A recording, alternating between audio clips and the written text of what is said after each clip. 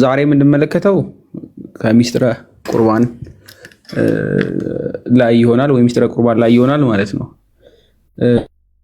ምናልባት ጊዜ ካገኘን ሚስጥረ ትንሣኤ ሙታንን ለመመልከት እሞክራለሁ። ግን ይሄኛውን ካየንና ነገ ያኛውን ካየን በቂ ነው። እዛ ጥያቄና መልስ ያኛውን ክላስ ልክ እንደጨረሰን አንድ ላይ እናደርገዋለን። ብዙ የሚከብደን ነገር የለም። አንደኛ ቆሮንቶስ ምዕራፍ 10 ከቁጥር 17 ላይ ያወጣልኝና እሱን መሰረት አድርጌ እኔ እጀምራለሁ ማለት ነው። እስከ ዛሬ ያየናቸው በዋናነት ሚስጥረ ሥላሴ፣ ሚስጥረ ሥጋዌ፣ ሚስጥረ ጥምቀትን ለማየት ሞክረናል። ከነዚህ ከአምስቱ አማድ መሰረት ከሚባሉት የሃይማኖት መሰረት የእምነታችን አምድ የምንላቸው እነዚህ ሚስጥራት ማለት ነው 5 ናቸው። እነዚህን 5ቱን ካየን ቀጣይ የምንመለከተው ሚስጥራተ ቤተክርስቲያን ጋር ይሆናል። ሚስጥራተ ቤተክርስቲያን ላይ ያው በቤተክርስቲያን ውስጥ የሚከናወነው ምንድነው የምንለውን ከዚህ አሁን ከ5ቱ ከአማደ ሚስጥራት መካከል ሚስጥረ ጥምቀትን፣ ሚስጥረ ቁርባንን እንወስድና ሚስጥረ ሜሮንን፣ ሚስጥረ ክህነትንና ተክሊል እንዲሁም ቀንዲልን ከንስሐ ጋር ጨምረን እንመለከታለን ማለት ነው። እንመለከታለን አጠቃላይ 7 እናድርጋቸውና ግን በዋናነት እነዚህን የቤተክርስቲያን ወይም ደግሞ የሃይማኖታችን አምድ የምንላቸው ማለት ነው እነሱን ለመመልከት ኦልሬዲ 3 ሄደናል። 4ኛ እንመለከታለን ማለት ነው። አራተኛውን ስንመለከት ይሄ ሚስጥረ ቁርባን ምንድነው? ስለ ሥላሴ ተማርን፣ ሥጋዌን ተመለከትን አይደለ? ጥምቀትን ተመለከትን። ጥምቀትን ስንመለከት አምላክ ለምን ሰው ሆነ የሚለውን ሚስጥረ ሥጋዌን አየን። እኛን ሊያድነን ከኃጢአታችን ምን ሊያደርገን ሊያነጻን፣ እንዲሁም የዘላለም ሕይወትን ሊሰጠን መጣ። ሞታችንን ሞተ፣ እንዲሁም ሕይወትን ሰጠን አለን። ከዛ ያንን የሰጠንን ደግሞ ሕይወት በምን እናገኛለን አለን? በጥምቀት ልጅ በመሆን ማለት ነው። ልጅ እንሆናለን። አተነው የነበረውን ልጅነት እናገኛለን። የመንፈስ ቅዱስን ጸጋ እንቀበላለን። ስለዚህ ምንም እንዳይጎለን እርሱም ካረገ በኋላ ደግሞ እንዲሁ ለኛ ለቤተ ክርስቲያን ምንን ሰጥቷል? መንፈስ ቅዱስን። ስለዚህ መንፈስ ቅዱስ በህይወታችን በሁሉ ነገራችን ያግዘናል ማለት ነው። ላይክ አንዴ እንድንወለድ ብቻ ሳይሆን ከዛም በኋላ ደግሞ ሁልጊዜም ባለን ስትራግል ውስጥ በላይፋችን ውስጥ መንፈስ ቅዱስ ከኛ ጋር እንዲሆን እሱ ሰጥቶን ሄዷል። ከዛ መካከል 2ቱን ለማየት ሞክረናል። ምንድናቸው ብለን ስንመለከት ጥምቀትንና ሚስጥረ ቁርባንን ብለን ሃይላይት አንስተናል። ምን የሚባሉ የሚታመኑ ብቻ ሳይሆን በተግባር የሚሰሩ ማለት ነው። በተግባር የምንተገብራቸው። ጥምቀት አንድ ጊዜ ነው የሚሆነው ብለናል። ቁርባን ደግሞ ደጋግመን የምናደርገው ነው፣ ሁል ጊዜ ዕለት ዕለት የምንፈጽመው ነው ብለናል። እና መነሻ እንዲሆነን ይችን ክፍል እንመልከት። ቃሉን ከመተርጎም በፊት ይችን ክፍል መነሻ እናደርግ። አንደኛ ቆሮንቶስ መልእክት ቅዱስ ጳውሎስ ማለት ነው ብርሃነ ዓለም ምዕራፍ 10 ቁጥር 17 ላይ እንዲህ ይላል። ተክሌ አለ አስተካክልልና ቁጥር 17ን ማለት ነው።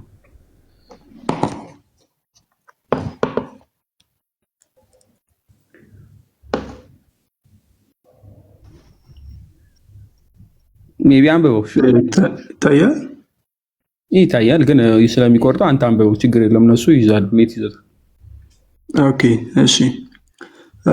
አንደኛ ቆሮንቶስ ምዕራፍ 10 ቁጥር 17 ህብስቱ አንድ እንደሆነ እንዲሁ እኛም ብዙዎች ስንሆን አንድ አካል ነን፣ ሁላችንም ከአንድ ህብስት እንቀበላለንና ይላል። ቁጥር 17 ልቀጥል? አይ በቂ ነው። ከላይ ጀምሮ ከጣዖት ጋር አለመተባበርን የሚያስቀምጥ ነው። በቤተ ክርስቲያን ውስጥ ስላለ ከጣዖታት ለሚሰዉ እንደ ጣዖታት ከሚሰዉ መስዋዕት ይልቅ ወይም ደግሞ በእነሱ የተለየ በቤተ ክርስቲያን ውስጥ ያለ መስዋዕት እንደሚከናወን እና ከዛ ማን መመገብ እንዳለበት ማን ንብረት ማድረግ እንዳለበት እያስቀመጠ ሄደና ቁጥር 17 ላይ ከላይ ቁጥር 16 ጀምሮ የምንባርከው የበረከት ጽዋ ከክርስቶስ ደም ጋር ህብረት ያለው አይደለምን? የምንቆርሰውስ እንጀራ ከክርስቶስ ጋር ህብረት ያለው አይደለምን? ብሎ ያስቀምጣል። ምን የምናደርገው የምንባርከው የበረከት ጽዋ ከክርስቶስ ደም ጋር ህብረት ያለው አይደለምን? ስለ ደሙ አወራን። የምንቆርሰውስ እንጀራ ከክርስቶስ ጋር ህብረት ያለው አይደለምን ብሎ የክርስቶስን ስጋና ደም የሁለቱንም አስቀመጠ ማለት ነው። ስለ ጽዋው ተናገረ። እርሱ የምን ከክርስቶስ ደም ጋር ህብረት ያለው የምንቆርሰውም እንጀራ ደግሞ ህብስቱ ደግሞ ማለት ነው ከክርስቶስ ጋር ህብረት ያለው አይደለምን ብሎ ቅዱስ ጳውሎስ ይነግራቸው ያለው አይደለንም። ስለዚህ አንድ እንጀራ ስለሆነ እኛ ብዙዎች ስንሆን አንድ ስጋ ነን፣ ሁላችን ያን አንዱን እንጀራ እንካፈላለንና ብሎ ያስቀምጣል። አንድ እንጀራ ስለሆነ አንድ እንጀራ የተባለ ማን ነው? እውነተኛ መጠጥ፣ እውነተኛ ህብስት ተብሎ የተነገረለት እርሱ ማን ነው? ክርስቶስ አይደለ? የህይወት እንጀራ እርሱ አንድ። እኛ ብዙዎች ነን። አዎ ብዙዎች ነን፣ ግን አንድ ስጋ ነን ብሎ አስቀመጠ። አንድ ስጋ እንዴት ይሆን ይችላል ብሎ ከተባለ ሁላችን የአንዱን እንጀራ እንካፈላለንና ብሎ አስቀመጠ። ይህ አንድ እንጀራ ምንድን ነው? ይህ አንድ እንጀራ ምንድን ነው ከተባለ ቅዱስ ስጋው ክቡር ደሙ ማለት ነው። እሱን ነው የስጋ የሆነውን እስራኤል ተመልከቱ፣ መስዋዕቱን የሚበሉ የመሰዊያውን ማህበረተኞች አይደሉምን? እንዲሁ ምን ትላለሁ? ለጣዖት የተሰዋ ምናምን ነው እላለሁ ወይስ ጣዖት ምናምን እንዲሆን እላለሁ? አይደለም። ነገር ግን አሕዛብ የሚሰዉት ለአጋንንት እንዲሆን እንጂ ለእግዚአብሔር እንዳይሰዉ ላለው ከአጋንንት ጋር የማህበረተኞች እንዳትሆኑ አልወድም። ተዘጋ ተክለ ሥላሴ የጌታን አንድ አጋድሜ ልሞክረው ብዬ ነው የሚሰፋ ከሆነ እሺ። የጌታን ጽዋና ቁጥር 21 ላይ የጌታን ጽዋና የአጋንንትን ጽዋ ልትጠጡ አትችሉም፣ ከጌታ ማዕድና ከአጋንንት ማዕድ ልትካፈሉ አትችሉም። ወይስ ጌታን እናስቀናውስ እኛስ ከእርሱ ይልቅ እንበረታለን ብሎ ያስቀምጣል ማለት ነው። ከላይ ጀምሮ ስለምን እያወራ ነው? ስለ ቅዱስ ስጋው ስለ ክቡር ደሙ ማለት ነው። ስለ ቅዱስ ስጋው ስለ ክቡር ደሙ። ይህ ክፍል ምንድን ነው ከተባለ የክርስቶስ ስጋና ደም በደንብ ያዙልኝ። እርሱ ቀድሞ ምን ብሎናል? ስጋዬን የበላ ደሜን የጠጣ የዘላለም ሕይወት አለው ብሎ ያስቀመጣትን የመጽሐፍ ቅዱስ ክፍል መሰረት አድርገን የምናየው መሰረት አድርገን ይህን የምናገኘው ዮሐንስ ወንጌል ምዕራፍ 6 ከቁጥር 54 ላይ ነው። ክፈትልን።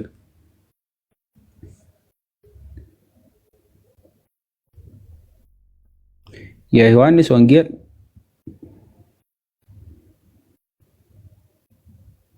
ምዕራፍ 6 ቅዱስ ጳውሎስ ይህ የክርስቶስን ስጋ እንዲሁም የክርስቶስን ደም እየተናገረ ነው አይደለ? ስጋውና ደሙን ጨዋው ህብስቱ እያለ ማለት ነው። ከማንም ጋር ማንካፈል ከጣጣም ላይ የምንካፈለው ሳይሆን እኛ አንድ የሆነበት ክርስቲያኖች አንድ የሆነበት የክርስቶስ ስጋ እንደሆነ አስቀመጠ። ይህ ስጋ ምን አይነት ስጋ ነው ከተባለ በደንብ ያዙ። ጌታ አምላካችን ኢየሱስ ክርስቶስ በዮሐንስ ወንጌል ምዕራፍ 6 ላይ ቀድሞ አስቀምጦልናል። ክፍሉ የሚጀምረው ከላይ ጀምሮ ምናልባት ተመልከቱት የምትችሉ ከሆነ ምንድነው ስለ ክርስቶስ ሲናገርና በባህር ላይ ስለመራመዱ ምናምን ያስቀምጥና ከቁጥር 22 ጀምሮ ታሪኩ ይጀምራል። ከቁጥር 22 ጀምሮ እኛ የምንፈልገው ግን ስፔሲፊካሊ ከቁጥር 54 ያለውን ስለሆነ ተመልከቱ። ከቁጥር 54 ላይ እንዲህ ብሎ ይጀምራል። ክርስቶስ ቁጥር 53 ላይ ምን ይላቸዋል? ስለዚህ ኢየሱስ ክርስቶስ እንዲህ አላቸው፣ እውነት እውነት እላችኋለሁ የሰውን ልጅ ስጋ ካልበላችሁ ደሙንም ካልጠጣችሁ በራሳችሁ ሕይወት የላችሁም። ይችን ጥቅስ በደንብ ያዙ። ቁጥር 53 ላይ ያለችዋን ምን ምትል? እውነት እውነት እላችኋለሁ የሰውን ልጅ ስጋ ካልበላችሁ ደሙንም ካልጠጣችሁ በራሳችሁ ሕይወት ምን የላችሁም? ሕይወት የላችሁም። ልብ በሉ። አንድ ክርስቲያን ሕይወት እንዲኖረው እንዲድን ምን ማድረግ አለበት? ክርስቶስን ስጋና መብላት ደሙን መጠጣት አለበት ማለት ነው። ይህን የነገረን ጌታ ኢየሱስ ክርስቶስ ነው። ስጋዬን የሚበላ ደሜንም የሚጠጣ የዘላለም ሕይወት አለው፣ እኔም በመጨረሻው ቀን አስነሳዋለሁ። ስጋዬ እውነተኛ መብል ደሜም እውነተኛ መጠጥ ነውና ስጋዬን የሚበላ ደሜንም የሚጠጣ በእኔ ይኖራል፣ እኔም በእርሱ እኖራለሁ። ሳይዙን የጨመርከው ነው። ስፕሊት ማድረግ ትችላለህ ስክሪኑን እና 2 ታብ መክፈት በግራና በቀኝ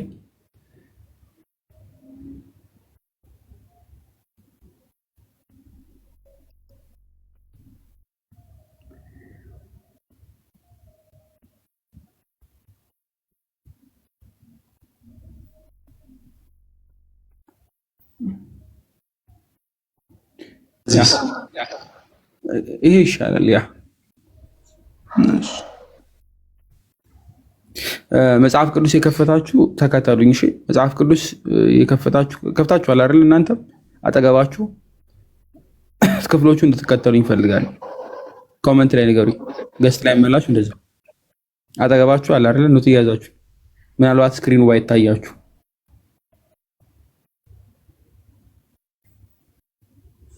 መልካም። እሺ ምንድነው የያዝኩኝ ነው የሚሄድ ያለሁት። ኖቶቹን ይዝና ምንድነው ቁጥሮቹን ይዝና ራሴ ጠዋት ሪፈር አደርገዋለሁ መጽሐፍ እየከፈትኩኝ። መጽሐፍ ስለሌለኝ በስልኬ ነው የምጠቀመው። እሺ ፐርፌክት። እሺ ሎክ በደንብ ተመልከቱ። ከቁጥር 54 53 ጀምረን የመጣ ነው። 56 ላይ ስጋዬን የሚበላ ደሜን የሚጠጣ በእኔ ይኖራል እኔም በእርሱ እኖራለሁ ካለ በኋላ ሕያው አብ እንደላከኝ እኔም ከአብ የተነሳ ሕያው እንደምሆን እንዲሁ የሚበላኝ ደግሞ ከእኔ የተነሳ ሕያው ይሆናል። ከሰማይ የወረደ እንጀራ ይህ ነው። አባቶቻችሁ መና በልተው እንደሞቱ አይደለም። ይህን እንጀራ የሚበላ ለዘላለም ይኖራል። በቅፍርናሆም ሲያስተምር ይህን በምኩራብ አለ ብሎ ጌታ ኢየሱስ ክርስቶስ ያለውን ቅዱስ ዮሐንስ ወንጌላዊ አስቀመጠልን ማለት ነው። ስለዚህ ሚስጥረ ሥላሴን ካየም በኋላ ሚስጥረ ሥጋዌን ስንመለከት ምን ብለናል? ሰው በእግዚአብሔር አርአያ እና አምሳል ተፈጠረ፣ በደለ፣ ከጸጋ ተራቆተ፣ ልጅነት አጣ፣ መንፈስ ቅዱስ ራቀው፣ በደለኛ ሆነ ማለት ነው። ስለዚህ ሞት ተፈረደበት። ሞትን ተፈርዶበት ነበርና ሞትን መሞት ነበረበት። ስለዚህ እግዚአብሔር እኛ ወደ እርሱ መቅረብ ባልቻለን ጊዜ ባቃተን ጊዜ እሱ ራሱ ወደኛ መጣ። እሱ እኛ እርሱን ወይም ደግሞ እሱን መምሰል ባለመቻላችን እሱ እኛን ምን ሆነ? እሱን የመምሰልን ጥበብ እሱን የመምሰልን ጸጋ ሰጠን። ክርስቶስ እርሱ በምድር በመምጣት ማለት ነው ለእኛም ልደትን ሰጠን ማለት ነው። ስለዚህ ተጠመቅን። ያ ጥምቀት ክርስቶስን ለመምሰል መነሻ ሆነን ዳግም እንድንወለድ ከእርሱ ጋር እንድንጋጠም ከእርሱ አካል እንድንሆን ማለት ነው። ከዛ በኋላ ግን ሎክ ተመልከቱ። አሁንም የእግዚአብሔር ክርስቶስ መዳኛውን በደንብ እያስቀመጠልን ነው። አንድ ሰው ከተጠመቀ ከተወለደ በኋላ ሎክ በደንብ ያዙልኝ፣ መታተም አለበት። ይህን የሚታተመው በማን ነው? በክርስቶስ ስጋና ደም ነው። ከዛ ኃጢአት ደግሞ ይሰራል አይደለ? ልክ እንደ አዳም ቀድሞ በገነት በነበረ ሰዓት ላይ ኃጢአትን ሳይሰራ ምን ነበረ? ከእግዚአብሔር ዘንድ ነበር አይደለም? ጸጋው ሳይጓደልበት ልክ ኃጢአት ሲሰራ ግን ተለይ። ስለዚህ አንድ ሰው የተጠመቀ ሰው ኃጢአትን ቢሰራ ምን ይሆናል? ኃጢአትን ቢሰራ አንድ ሰው ልክ እንደ አዳም ድጋሚ አዲስ የሚፈረድበት ፍርድ አይኖርም። ምክንያቱም ክርስቶስ ምን ሆኖለታል? ክርስቶስ ሞቶለታል አይደለም? ስለዚህ ያንን ክርስቶስ የሞተለትን ሞት ያገኘውን የኃጢአት ስርየት በምን ያገኘዋል? በክርስቶስ ያገኘዋል። ግን እንዴት ነው የሚያገኘው ከተባለ አሁን ይሄ ምን ይመጣልናል? ሚስጥረ ቁርባን ይመጣልናል ማለት ነው። ስለዚህ ሕያው በደንብ ያዙልኝ፣ ስጋዬን የሚበላ ደሜን የሚጠጣ በእኔ ይኖራል እኔም በእርሱ እኖራለሁ የምትለዋ ክፍል ከጥምቀት ጋር ስንማማር አይታችኋል አይደለም? አንድ ሰው ሲጠመቅ ምን ይሆናል ብለናል? ከክርስቶስ ጋር ይጋጠማል አይደለም? ይጋጠማል። ትዝ ካላችሁ ልደትን ያገኛል፣ የኃጢአት ስርየትን ካገኛል ካልም በኋላ ግን የክርስቶስ አካል ይሆናል ብለን አስቀምጠናል። ገላትያ ምዕራፍ 3ን ጠቅሰን ማለት ነው። ጥምቀት የክርስቶስ አካል መሆናችን የሚረጋገጥበት ነው ተብሎ የተቀመጠውን ገላትያ 3:27 አይደለም? ሁላችንም የክርስቶስ አካል እንደመሆን የተቀመጠበትን ማለት ነው። አሁንም በተመሳሳይ መንገድ እንደዚሁ ስጋዬን የሚበላ ደሜን የሚጠጣ እኔ በእርሱ እኖራለሁ እርሱም በእኔ ይኖራል ብሎ ያስቀምጣል ማለት ነው ዮሐንስ። ስለዚህ ስጋውን መብላት ግዴታ አለብን ማለት ነው። ምን እንድንሆን? እርሱ በእኛ እንዲኖር። እርሱ ብቻ በእኛ እንዲኖር ነው እንዴት ነው ከተባለ አይደለም። የሚበላይ ደግሞ ከእኔ የተነሳ ሕያው ይሆናል አለ። ስለዚህ እኛ ኃጢአትን ሰርተን ሞት የተፈረደበት እኛ ሰዎች ከተጠመቅን በኋላም እንደዚሁ ኃጢአት ሰርተን ስናድፍ በኃጢአት ስናድፍ ሕያው የሆነ ክርስቶስ እሱ የማይሞት እርሱ ዘላለማዊ የሆነ አምላካችን የሰጠን አንድ መዳኛ መንገዳችን ምንድን ነው? ስጋው ደግሞ ማለት ነው። ምን ይሰጠናል? እንዳንሞት ያደርገናል፣ ሕያው ያደርገናል ማለት ነው። ሎክ በደንብ አሁን አንድ በአንድ እንመልከተው። ይሄንን ቃሉን ስትመለከቱ ምናልባት ቁርባን ራሱን ችሎ መተርጎም ይችላል። መስዋዕት ተብሎ መባ ተብሎ በብዙ ይተረጎማል ማለት ነው። ምስጋና ማቅረብን ብለው ይተረጉሙታል። ዩካሪስት የሚለውን ወይም ደግሞ ቁርባን የሚለውን ቀደም ብላችሁ ስትመለከቱት በብሉይ ኪዳንም ክርስቶስ መጥቶ ዮሐንስ 1 ላይ የተመለከትነው ጥቅስ ትዝ ይላችኋል። ዮሐንስ እያጠመቀ መጥምቁ ዮሐንስ ማለት ነው። ክርስቶስ ከመምጣቱ በፊት ከኋላ እንደሚመጣ አውቆ ምን ይላል? የሰውን በሙሉ አይደለም ወይም ደግሞ የዓለምን ሁሉ ኃጢአት የሚያስወግድ የእግዚአብሔር በግ የሚለው ክፍል ትዝ ይላችኋል። ባለፈው ያየ ነው።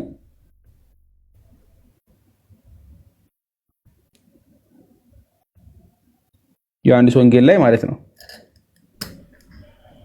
ቁጥር 29 ላይ አውጣልን። ምናልባት ተክል ቁጥር 29 ላይ ልብ ብላችሁ ከሆነ ዮሐንስ ወደ እርሱ ሲመጣ ጌታችን ኢየሱስን አይቶ እንዲህ አለ ብሎ የሚያስቀምጥበት ክፍል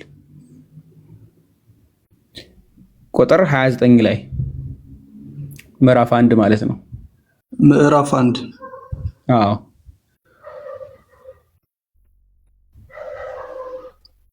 ሲጀምር ራሱ በዚህ ነው የሚጀምረው።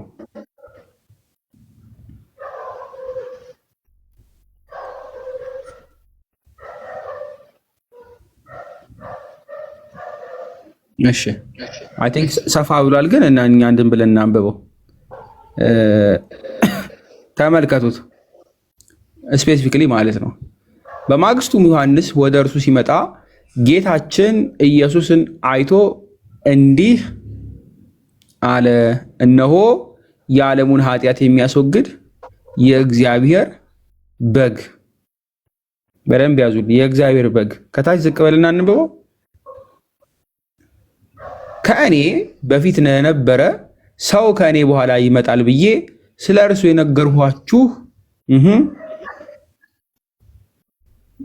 ያስነገርኳችሁ ይህ ነው። እርሱ ከእኔ አስቀድሞ ነበርና ብሎ ያስቀምጣል። እርሱ ከምን አስቀድሞ? ከዮሐንስ አስቀድሞ ነበረ። ስለ እሱ መምጣት ተነግሯል። የዓለም ሁሉ ኃጢአት የሚያስወግድ ምንድን ነው? የእግዚአብሔር በግ። ስለዚህ በደንብ ያዙ። ክርስቶስን ምን ተብሏል? እሱን እንድንበላው እንድንጠጣው፣ ደሜን ጠጡ ስጋዬን ብሉ ብሎ ያለን ክርስቶስ ምን ተብሎ ተጠቅሷል? በግ። የዓለምን ሁሉ ኃጢአት የሚያስወግድ በግ። በደንብ ያዙልኝ። ቀድሞ በብሉይ ኪዳን አይታችሁ ከሆነ እዚህ ዘጸአት ላይ ብትመለከቱ፣ ዘሌዋውያን ብትመለከቱ አብዛኞቹ ክፍሎች ላይ እንደውም መጀመሪያ የሚሆነን ምናልባት አብርሃም ነው አይደለ? አብርሃም ዘፍጥረት 22 ላይ ክፈትልኝ። ዘፍጥረት 22 ከቁጥር 7 ጀምሮ እንመልከተው። ከአብርሃም ብንጀምረው ምን ታገኛላችሁ? ደም ሳይፈስ ስርየት የለም ወይ ደግሞ ያልነው ክፍል ትዝ ይላችኋል አይደለ? ልክ እንደዛው አብርሃም ልጁን እንዲሰዋ እግዚአብሔር ይነግረዋል አይደለ? ሎክ ተመልከቱ። ለክርስቶስ በኋላ ምሳሌ ሆኖ ስለሚያመጣ ማለት ነው። ለአብርሃም የተሰጠው ቃል ኪዳን እንዳትረሱት፣ በእርሱ እና ወይም ደግሞ በዘሩ ዓለም ሁሉ እንደሚባረክ ወደ ያዙ። ቁጥር 7 ጀምሮ እንመልከተው። ከቁጥር 7 ጀምሮ እንዲህ ይላል። ይስሐቅም አባቱን አብርሃምን ተናገረው፣ አባቴ ሆይ አለ። እርሱም እንሆ ልጅ ያለው። እሳቱን ምንድነው እንጨቱ ይኸው አለ። የመስዋዕቱ በግ ግን ወዴት ነው አለው። አብርሃም ልጅ ሆይ የመስዋዕቱን በግ እግዚአብሔር ያዘጋጃል አለው። ሁለቱም አብረው ሄዱ ብሎ ያስቀምጣል። ማን ያዘጋጃል የመስዋዕቱን በግ? አብርሃም ይወጣል። የመስዋዕቱን በግ እግዚአብሔር ያዘጋጃል ብሎ ማለት ነው። ከዛ ወደ ላይ ከፍ ብላችሁ ስትመለከቱ አብርሃም ልጁን ለማረድ እጁን ዘረጋ ብሎ ያስቀምጣል። አብርሃም እጁን ዘረጋ ልጁንም ያርድ ዘንድ ቢላዋን አነሳ። የእግዚአብሔር መልአክም ከሰማይ ጠራና አብርሃም አብርሃም አለው። እርሱም እንሆኝ አለ። እርሱም በብላቴናው ላይ እጅን አትዘርጋ፣ አንዳችም አታድርግበት፣ አንድ ልጅን ለእኔ አልከለከልህምና እግዚአብሔር የምትፈራ እንደሆን አሁን አውቄአለሁ አለ። አብርሃም ዓይኑን አነሳ፣ በኋላውም እነሆ አንድ በግ በዱር ውስጥ ቀንዶቹ በዕፀ ቤቅ ተይዞ አየ። አብርሃም ሄደ፣ በጉንም ወሰደው፣ በልጁም ፋንታ መስዋዕት አድርጎ ሰዋ ሉክ ብሎ ያስቀምጣል። በምን እግዚአብሔር መስዋዕትን ያዘጋጃል። አሁን ይህን መስዋዕት መሰዋት ቀድሞም በምን ያለ ነው? በብሉይ ኪዳንም ያለ ነው ማለት ነው። በብሉይ ኪዳንም ያለ ነው። ምሳሌም ተቀምጧል። ይህ የሚቀርብ መስዋዕት ለኃጢአት ስርየት የሚቀርብ መስዋዕት ነው። ለኃጢአት ስርየት የሚቀርብ ነው። የሌዋውያን ካህናት ሁል ጊዜ የሚያቀርቡት ማለት ነው። በግ ያቀርባሉ። ደጋግማችሁ ብትመለከቷችሁ ታገኛላችሁ። ይሄንን ቀደም ብሎ ሲነግረን ዕብራውያን 9 ላይ ሂድልኝ ተደጋግሞ የሚደረግ መሆኑን የምትመለከቱት ቅዱስ ጳውሎስ ደጋግመው እንደሚያደርጉት ዕብራውያን 9 ላይ ነግሮናል። ይሄ ምን የሚደረግ ለኃጢአት ስርየት የሚደረግ መስዋዕት ማለት ነው። መስዋዕት ዮሐንስ ምዕራፍ 3 ላይ እንመጣበታለን ተመልሰን። እሺ ዮሐንስ 1:29 ላይ በግ ያለውን ታገኙታላችሁ። ግን ዕብራውያን 9 ከቁጥር 26 ጀምሮ እናንብበው።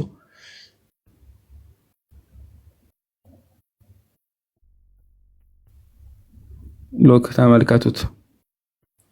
ዕብራውያን 9 ምዕራፍ 9 ቁጥር 26 ላይ እንዲህ ብሎ ያስቀምጣል። ከላይ ቀድሞ ከቁጥር 23 ጀምሮ ብትመለከቱት እንግዲህ በሰማይ ያሉት የሚመስለው ነገር በዚህ ሊነጻ እንጂ በሰማይ ያሉት ራሳቸውን ከእርሱ ይልቅ በሚበልጥ መስዋዕት ሊነጹ የግድ ነበረ ብሎ ያስቀምጣል። ሎክ ይታያል።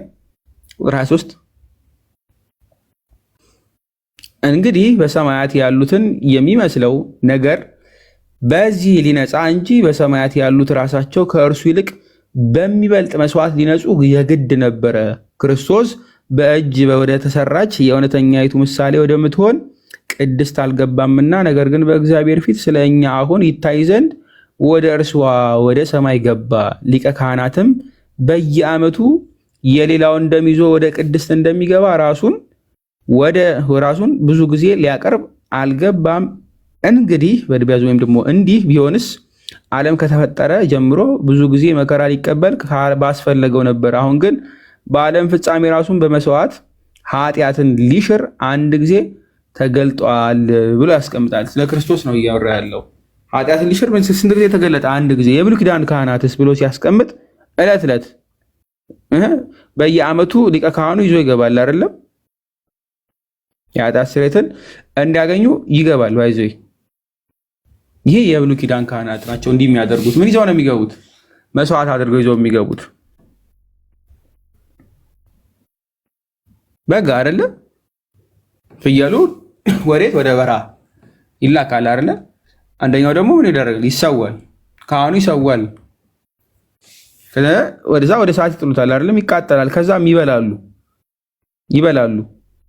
እንዳትረሱት ይበላሉ። የተሰዋውን ማለት ነው። ያ የሚሆን ለምንድን ነው? ለኃጢአት ስርየት ተብሎ የሚደረግ ነው። በአዲስ ኪዳን ይመጣል የተባለው በደንብ ያዙልኝ። እነሱ ዕለት ዕለት ያደርጉት የነበረው ምን ስለሆነ ነው? የሚያቀርቡት ፍጡር ስለነበረ ይቃጠላል። አሳያቸዋለሁ። ያቀርባሉ፣ መስዋዕትን ያቀርባሉ ማለት ነው። አብርሃም እዚህኛው ላይ ምዕራፍ 22 ላይ ስትመለከቱ የረበረበው ምንድን ነው? እንጨት ነው አይደለም? እንጨት ሲረበረብ ታገኙታላችሁ እኮ። ከላይ ተመልከቱት። ምንድነው ቁጥር 9 ላይ ምዕራፍ 22 ላይ ማለት ነው እግዚአብሔር ያለበት ቦታ ደረሱ። አብርሃምም በዚያ መሰዊያውን ሰራ ይላል። እንጨትንም ረበረበ፣ ልጁም ይስሐቅን አስሮ በመሰዊያው እንጨት ላይ አጋደመው ይላል። ከተሰዋ በኋላ ወይም ከታረደ በኋላ ምን ይደረጋል? እሳት ያረጉበታል ማለት ነው። ታገኙታላችሁ። ይሄን ክፍል ባያስፈልግም ፎቶ ይሄድ እንትን እንላለን። አሁን የምትመለከቱት ይህ የሐዲስ ኪዳኑ በግ አንድ ጊዜ መጣና አንድ ጊዜ ምን ያደረገ ነው? የተሰዋ ነው ማለት ነው። እርሱ ምን ስለሆነ እግዚአብሔር እንደነሱ መደጋገም አይጠበቅበትም። እሱ ፍጹም ስለሆነ ማለት ነው። እሱ ፍጹም ስለሆነ ስለዚህ ይህንን በግ በደንብ አድምጡኝ። ይህን በግ ከእርሱ በፊት የነበሩ ፍጹም ያልሆነላቸው በሙሉ ማለት ነው የብሉይ ኪዳን ካህናት ፍጹም የሆነን የኃጢአት ስርየትን ስላላሰጡ የሚያቀርቡት የምን ስለሆነ የፍጡር ደም የፍጡር ስጋ ስለነበረ ማለት ነው ሲቀርብ የነበረው።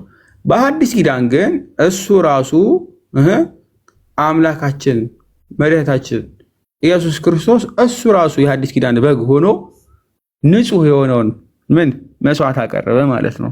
ማንን? ራሱን። ስለዚህ የሚደጋገም አይደለም፣ አንድ ጊዜ ነው የመጣው ማለት ነው። ይህ በግ ለማንም የሚበቃ ነው፣ ለዓለም በሙሉ ማለት ነው። ስለዚህ ከእርሱ መወለድ በፊት ለነበሩት ከአዳም ጀምሮ ለሁሉ ላሉት ገነት ይገቡ ዘንድ ግዴታ ምን መሆን ነበረበት? መምጣት፣ መወለድ፣ መሰቀል ነበረበት። ይህ በግ ማለት ነው። ይህ በግ መሰዋት ነበረበት። የት? በመስቀሉ ላይ። ከእርሱ በኋላ ደግሞ ላለን በሙሉ ከስቅለቱ በኋላ ላለ ማለት ነው ለሁሉም ግዴታ ምን ያስፈልግ ነበር? ይህ በግ ያስፈልግ ነበር። ደጋግመን እኛም በሐዲስ ኪዳን መልሰን እንዳንገባ ማለት ነው። ፍጹም የሆነውን መስዋዕትነት ፍጹም የሆነውን መስዋዕት እርሱ ራሱ አቀረበ፣ ራሱን አቀረበ ማለት ነው። ስለዚህ ከእሱ እንሳተፍ ዘንድ እኛ ምን እናደርጋለን? በጥምቀት አብረን እንጠመቅና ወይም ደግሞ እንተባበርና ከእርሱ ጋር በምኑ በሞቱ በትንሣኤው ደግሞ እንድንነሳ ምን እናደርጋለን? ስጋው ደሙን እንቀበላለን ማለት ስጋውን እንበላለን፣ ደሙን እንጠጣለን። በደንብ ያዙልኝ፣ ደሙን እንጠጣለን። ለሐዲስ ኪዳን ምሳሌ እንዲሆን ዘንድ ዮሐንስ ወንጌል ምዕራፍ 3 ቁጥር 16 ላይ ናምጣው። አሁን ዕብራውያን 9 ላይ ያየነውን ማለት ነው።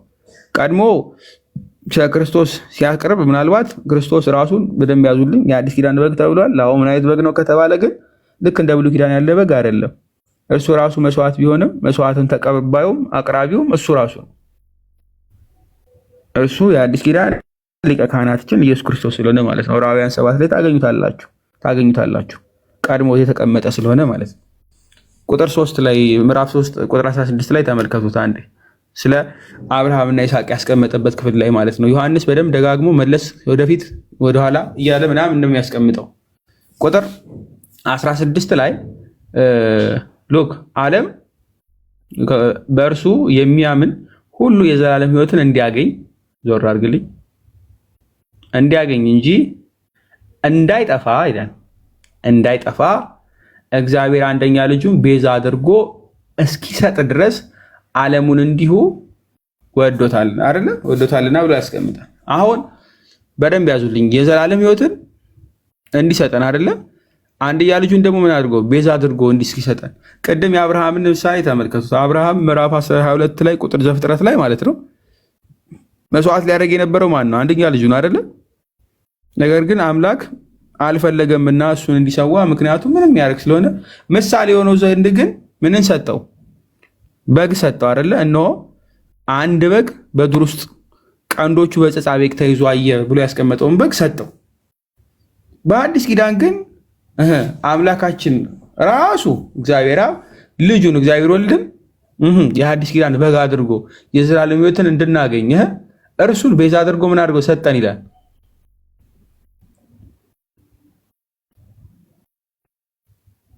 ሰጠን አይደለ? እንዲሞት ልጁን ቤዛ አድርጎ ማለት ነው ሰጠን።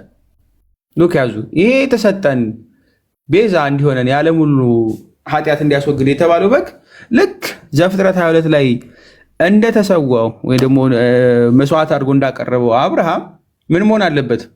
ምትክ ሆኖ ምትክ ሆኖ በይስሐቅ ፋንታ ልክ እንደታረደው እኛ ልጆቹ በደንብ ያዙልኝ። ይስሐቅ የሚወክል ማንን ነው? አዳምን። አዳም እኛን ማለት ሁላችንም ወክሎ ማን ይታረዳል ማለት ነው? ይህ በዕፀ ጻድቅ ተይዞ የታየው በግ ክርስቶስ ይሆናል ማለት ነው። ለኛ በእኛ ምትክ ማን ይሞታል? እርሱ ራሱ ማለት ነው። ስለዚህ ይሄ ጊዜያዊ የሆነው በግ ሳይሆን ዘላለማዊ የሆነው ሕይወት በእርሱ የሚገኝለት ክርስቶስ ራሱ ምን ይሆናል ማለት ነው? ይሰዋል። ለዛ ምሳሌውን ዘንድ አብ ራሱ ስለላከው ስለ ልጁ ነገረን ማለት ነው። ምን እንዲሆንለት? የዓለም ሁሉ በሙሉ ኃጢአት የሚሰረይበት የአዲስ ኪዳን ምናችን ሊቀ ካህናችን እሱ መሆኑን አስቀመጠ ማለት እሱ ራሱ ቤዛ የሚሆነን ምን ሆኖ ነው? ስለኛ ተሰቅሎ ሞቶ ማለት ነው። የዓለም ሁሉ ኃጢአት የሚያስወግድ በግ ተብሎ ማለት ነው። እያዛችኋት ነው።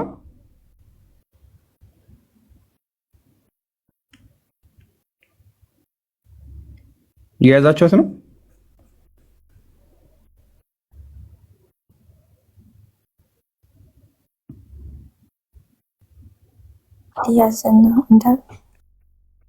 ናይስ። እሺ አሁን ሎክ ያዙልኝ። ልክ በብሉይ ኪዳን ልክ እንደተባለው አሁን ደግሞ ለአንዱ ለይስሐቅ ልክ እንደቀረበው አንድ በግ ሳይሆን ለእኛ ለሁላችን ይስሐቅ ለሆን ነው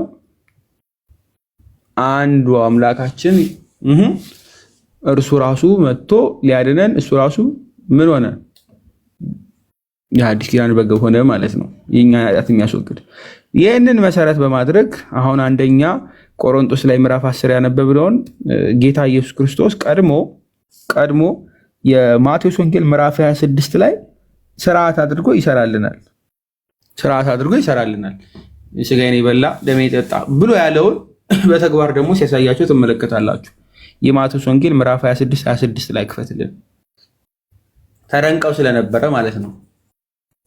ልክ ያ ባለጸጋ ሲጠየቅ ዳግመኛ ካልተወለደ በቃ እንዴት ይወለዳል? ወይ ደግሞ ኒቆዲሞስ ራሱ የሰው ልጅ እንዴት ይወለዳል ዳግመኛ ካልተወለደ በስተቀር የዘላለም ሕይወትን አያገኝም ብሎ ሲያስቀምጡ እንዴት ይወለዳል? ልክ እንዳለ ሁሉ ይህም ጌታ ኢየሱስ ክርስቶስ ስጋዬን ያልበላ ደሜን ያልጠጣ የዘላለም ሕይወትን አያገኝም ወይ ደግሞ ደሜን የጠጣ የዘላለም ሕይወትን ያገኛል ያለበትን ክፍል ወስደው እንዴ ቦጫጭቀን ልንበላው ነው ወይ እያሉም ስለነበሩ ልክ እንደዛ እንዳይወዛገቡ ይህንን ስራ ሰርቶ አሳየን ማለት ነው።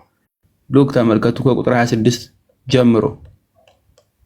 ከቁጥር 26 ሲበሉም ኢየሱስ ህብስትን አንስቶ ባረከ፣ ቆርሶም ለደቀ መዛሙርቱ ሰጠና እንካችሁ ብሎ ይህ ሥጋዬ ነው አለ። ጽዋንም አንስቶ አመስግኖ ሰጣቸው፣ እንዲህም አለ ሁላችሁ ከእርሱ ጠጡ፣ ስለ ብዙዎች ለኃጢአት ይቅርታ የሚፈስ የሐዲስ ኪዳን ደሜ ይህ ነው። ዞር አድርገው በደንብ ያዙልኝ ብሎ አስቀመጠ ማለት ይህ ነገር ስለ አባቴ ብሎ ስለ አባቱ ይቀጥላል። የሐዲስ ኪዳን ምን ደም ስለ ብዙዎች ምን ኃጢአት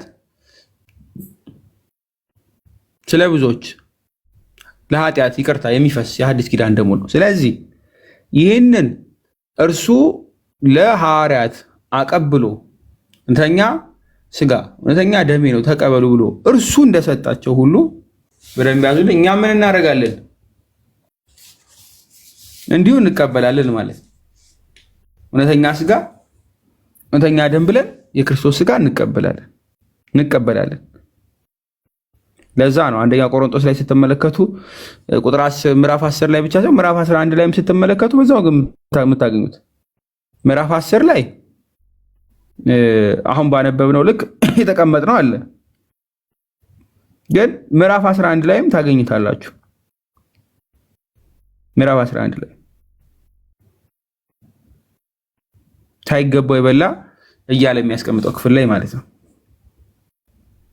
ግልጽ ነው አይደለ? ህብስት አንድ እንደሆነ እንዲሁ እኛ ብዙዎች ስንሆን አንድ አካል ነን ብሎ ያስቀመጠው ምዕራፍ 10 ቁጥር 17 ላይ አለ። ምዕራፍ 11 ላይም በተመሳሳይ መንገድ እንደዛው ታገኙታላችሁ ማለት ነው። ሳይገባው ይሄን እንጀራ የበላ ወይም የጌታችን ጽዋ የጠጣ ሁሉ የጌታን ስጋና ምንድነው ስጋና ደም ዕዳ አለበት ብሎ የሚያስቀምጠው ማለት ነው። ዕዳ አለበት። እዚህ ስለመቀበላቸው ሐዋርያው ነግሮናል። ምን በማለት ሳይገባው በማለት። ስለዚህ የተገባቸው ወይም ደግሞ ንስሐ የገቡ ኃጢአታቸውን ለካህን አሳይቶ ለሚመጡ ሰዎች ሁሉ ይህ ስርዓት ይከናወን ነበር። ምን የሚደረግ የክርስቶስ ስጋና ደም መካፈል ማለት ነው። ግልጽ ነው አይደለ? ሐዋርያት ሥራ ምዕራፍ 43 ላይ መንፈስ ቅዱስ ከወረደ በኋላ ይጸናሉ። ሐዋርያት ቀድሞ ጨንቋቸው ነበር። እንዴት ነው የምናደርገው? የክርስቶስን ስጋ እንዴት ነው የምንበላው? ደሙንስ እንዴት ነው የምንጠጣው? በብሉይ ኪዳን የነበረው በግ እሺ እሱ ታርዶ በእሳት ውስጥ ገብቶ ከዛም ደግሞ ይበሉታል። እርሱንስ እንዴት ነው የምናደርገው? አርደን እንዴት ነው እንዲያደርገው የበሉ ስላሉ ማለት ነው። ከመናፍቃን ወገን ስጋዬን የበላ ሕይወት ያገኛል ተብሎ እውቀት ያገኛል ብሎ አርደውት የበሉት የግሪክ ፈላስፋ ስላለ ማለት ነው ተማሪዎቹ። ልክ እንደዛ እነዚህም ግራ ተጋብተዋል። እንዴት ነው የሚበላው የሚለው ማለት ነው። የማቴዎስ ወንጌል ምዕራፍ 26 ላይ ካሳየቸው ራሱ በኋላ ግን አንደኛ ቆሮንቶስ 11 ቁጥር 20 ላይ ጨረሰው ማለት ነው። ጸንተው ስለምታገኟቸው ቁጥር 20 ላይ ተመልከቱት። አንደኛ ቆሮንቶስ ምዕራፍ 11 ቁጥር 20 ላይ አሳየን። 1:20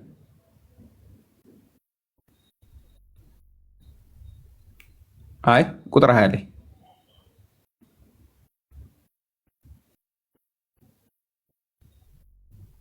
አይታይም። እንግዲህ እናንተም የምትሰበሰቡበት በደንብ ያዙልኝ፣ የምትሰበሰቡበት ጊዜ የምትበሉና የምትጠጡ ለጌታችን ቀን እንደሚገባ አይደለም። ወደ ምግብ ትሽቀዳደማላችሁ፣ የተራበ በአጠገባችሁ እያለ እናንተ ትበላላችሁ፣ ትጠግባላችሁ፣ ትሰክራላችሁም እያለ ያስቀምጣል። ይሄ ቀድሞውኑ ስለ ጌታ ስጋና ደም ምንም ብዙም ስላልነበራቸው ማለት ነው። ኖርማል የሚበላና የሚጠጣ ነበር የሚያስቡት። ክርስቶስንም ልክ እንደዛው ትበሉኛላችሁ ሲል እርሱን ሊትራሊ ስለመብላት የሚያስቡ ነበሩ። ምግብ ላይ ነበር ትኩረታቸው። ከዛ በኋላ ግን ዝቅ ስትሉ ጌታና ስጋና ደም እንዴት ነው የምንካፈለው? ልክ ማቴዎስ ወንጌል ምዕራፍ 26 ቁጥር 26 ጀምሮ ልክ እንዳስቀመጠው ራሱ ጌታ ባሳየው መንገድ እንደሆነ ትመለከታላችሁ። ስለዚህ ልክ በብሉይ ኪዳን እንዳለው በሐዲስ ኪዳንም ደግሞ የሐዲስ ኪዳን በግ በደንብ ያዙ። የሐዲስ ኪዳን ብሎ አይደል ራሱ ያስቀመጠልን፣ እርሱን እንበላለን ማለት ነው። ለምን? የኃጢአት ስርየትን እንድናገኝ የዘላለም ሕይወትን እንድንወርስ። በደንብ ያዙልን። እርሱ በእኛ እንዲኖር የዘላለም ሕይወትን እንድናገኝ በደንብ ያዙ። ግዴታ ያስፈልገናል። በደንብ አንድ ነገር የተነገረን ግን አንድ ነገር አለ። ምድረው ተባለ እንጀራ ነው አይደለም? የዘላለም ሕይወትን የሚያሰጥ እንጀራ። እዚህ ምሳሌውም ራሱ ቀድሞ እንዳስቀመጠልን የምንበላው እንዴት ነው? ዕለት ዕለት ነው አይደል?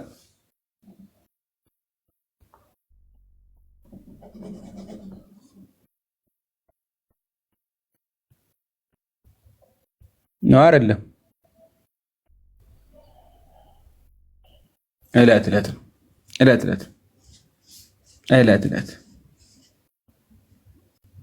ግልጽ ነው። ጥሩ ነው። ስለዚህ በግልጽ አማርኛ ከዮሐንስ ወንጌል ምዕራፍ 6 ከቁጥር 27 ጀምሮ እስከ 69 አንብቡት። እስከ 69 ደግመን እናንብበው አንዴ።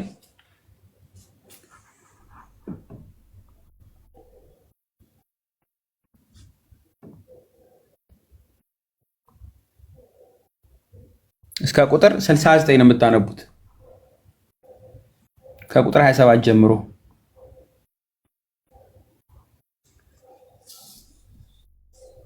የዮሐንስ ወንጌል ምዕራፍ 6 ከቁጥር 27 ጀምሮ ሎክ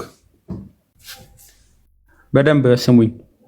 ቀድሞ ሰዎች በሙሉ እንደሚያረጉ ይፈልጋል የዘላለም ሕይወትን እንዴት እንደሚያገኙ ማለት ነው። ይኸውላችሁ ለሚጠፉ መብል አትስሩ፣ ነገር ግን የዘላለም ሕይወት ለሚኖር መብል የሰው ልጅ ለሚሰጣችሁ ስሩ፣ እርሱም እግዚአብሔር አብ አትሞታልና ብሎ ያስቀምጣል። እግዚአብሔር አብ ማን አትሞታል? ማንን? የዘላለም ሕይወትን ለሚሰጥ የትኛው መብል? የሰው ልጅ ለሚሰጣችሁ ስሩ። ስለዚህ ስፔሲፊካሊ ስለ ስጋው ደግሞ ነው እያወራ ያለው አይደል? የዘላለም ሕይወትን የሚሰጥ መብል። በደንብ ያዙልኝ። እንግዲህ የእግዚአብሔርን ስራ እንሰራ ምን እናድርግ አሉት።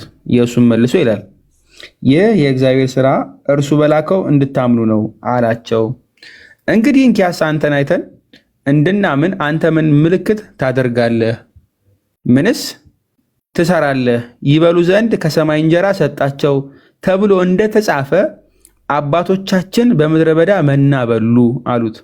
ኢየሱስም አላቸው እውነት እውነት እላችኋለሁ እውነተኛ እንጀራ ከሰማይ የሚሰጣችሁ አባቴ ነው እንጂ ከሰማይ እንጀራ የሰጣችሁ ሙሴ አይደለም። የእግዚአብሔር እንጀራ ከሰማይ የሚወርድ ለዓለምም ሕይወት የሚሰጥ ነውና፣ ስለዚህ ጌታ ሆይ ይህ እንጀራ በደንብ ያዙ፣ ይህን እንጀራ ዘወትር ስጠን አሉት ብሎ ያስቀምጣል። ሎክ ይህን እንጀራ ስጡን። ሰው ዲማንድ ያደረገው የፈለገው ምንድን ነው? አይሁዳውያን ምንድነው ዲማንድ እያደረጉ ያሉት? ምንድነው አንጣ እያሉት? የዘላለም ሕይወትን እንዲያገኙ።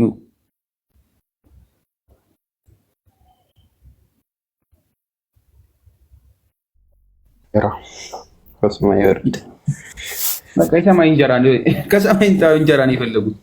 ልክ እንደ ብሉይ ኪዳን መና። ስለዚህ ምን ይላል? እውነተኛ እንጀራ ከሰማይ የሚሰጣችሁ አባቴ ነው እንጂ ከሰማይ እንጀራ የሰጣችሁ ሙሴ አይደለም አለና የእግዚአብሔር እንጀራ ከሰማይ የሚወርድ ለዓለም ሕይወትን የሚሰጥ ነውና ብሎ ያስቀምጣል። ከዛ ሉክ ጠየቁት አይደለ? እንጀራ ዘወትር ስጠን አሉት። ኢየሱስም እንዲህ አላቸው የሕይወት እንጀራ እኔ ነኝ።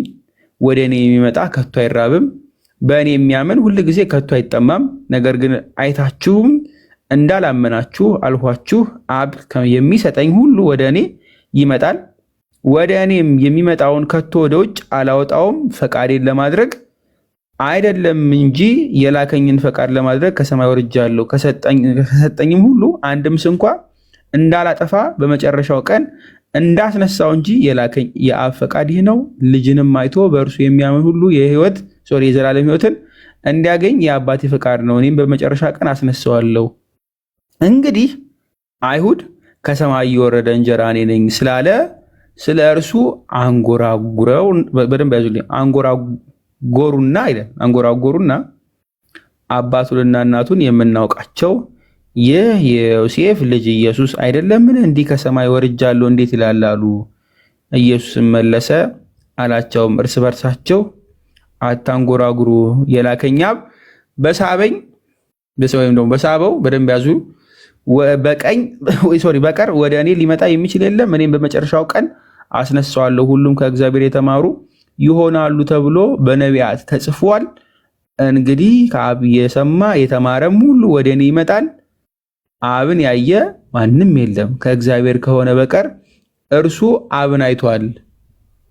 እውነት እውነት እላችኋለሁ በእኔ የሚያምን የዘላለም ሕይወት አለው። የሕይወት እንጀራ እኔ ነኝ። አባቶቻችሁ በምድረ በዳ መና በሉ ሞቱ። ሰው ከእርሱ በልቶ እንዳይሞት ከሰማይ አሁን የወረደ እንጀራ ይህ ነው። ከሰማይ የወረደ ሕያው እንጀራ እኔ ነኝ። ሰው ከዚህ እንጀራ ቢበላ ለዘላለም ይኖራል። እኔም ስለ ዓለምም ሕይወት የምሰጥ እንጀራ ስጋዬ ነው። እንግዲህ አይሁድ ይህ ሰው ስጋውን ልንበላ ይሰጠን ዘንድ እንዴት ይችላል ብለው እርስ በርሳቸው ተከራከሩ። ስለዚህ ኢየሱስ እንዲህ አላቸው እውነት እውነት እላችኋለሁ የሰውን ልጅ ስጋ ካልበላችሁ ደሙንም ካልጠጣችሁ በራሳችሁ ሕይወት የላችሁም። ስጋዬን የሚበላ ደሜን የሚጠጣ የዘላለም ሕይወት አለው። እኔንም በመጨረሻው ቀን አስነሳዋለሁ። ስጋዬም እውነተኛ መብል ደሜም እውነተኛ መጠጥ ነውና ስጋዬን የሚበላ ደሜን የሚጠጣ በእኔ ይኖራል፣ እኔም በእርሱ እኖራለሁ። ሕያው አብ እንደላከኝ እኔም ከአብ የተነሳ ሕያው እንደምሆን እንዲሁ የሚበላኝ ደግሞ ከእኔ የተነሳ ሕያው ይሆናል። ከሰማይ የወረደ እንጀራ ይህ ነው። አባቶቻችሁ መና በልተው እንደሞቱ አይደለም፣ ይህ እንጀራ የሚበላ ለዘላለም ይኖራል። በቅፍርናሆም ሲያስተምር ከምኩራብ አለ ካለ በኋላ ከደቀ መዛሙርቱም ብዙዎች በሰሙ ጊዜ ይህ የሚያስጨንቅ ንግግር ነው፣ ማን ሊሰማው ይችላል አሉ። ኢየሱስ ግን ደቀ መዛሙርቱን ስለዚህ እንዳንጎራጎሩ በልቡ አውቆ አላቸው፣ ይህ ያሰናክላችኋልን? እንግዲህ የሰው ልጅ አስቀድሞ ወደ ነበረበት ሲወጣ ብታዩ እንዴት ይሆናል? ሕይወትን የሚሰጥ መንፈስ ነው፣ ስጋን ምንም አይጠቅምም። እኔ ነገርኳችሁ ቃል መንፈስ ነው ሕይወትም ነው። ነገር ግን ከእናንተ የሚያምኑ አሉ። ኢየሱስ የማያምኑት እነማን እንደሆኑ አሳልፎ የሚሰጠው ግን ማን እንደሆነ ከመጀመሪያ ያውቅ ነበርና ደግሞ አለ፣ ስለዚህ አልኋችሁ ከአብ የተሰጠው ካልሆነ ወደ እኔ ሊመጣ የሚችል የለም። ከዚህ የተነሳ ከደቀ መዛሙርቱ ብዙዎች ወደ ኋላ ተመለሱ፣ ወደፊትም ከእርሱ አልሄዱም። ኢየሱስም ለ12ቱ እናንተ ደግሞ ልትሄዱ ትወዳላችሁን? አለ። ስምዖን ጴጥሮስ ጌታዬ ወደ ማን እንሄዳለን? አንተ የዘላለም ሕይወት ቃል አለ፣ እኛስ አንተ ሕያው የእግዚአብሔር ልጅ እንደሆን አምነናል አውቀናል ብሎ መለሰለት።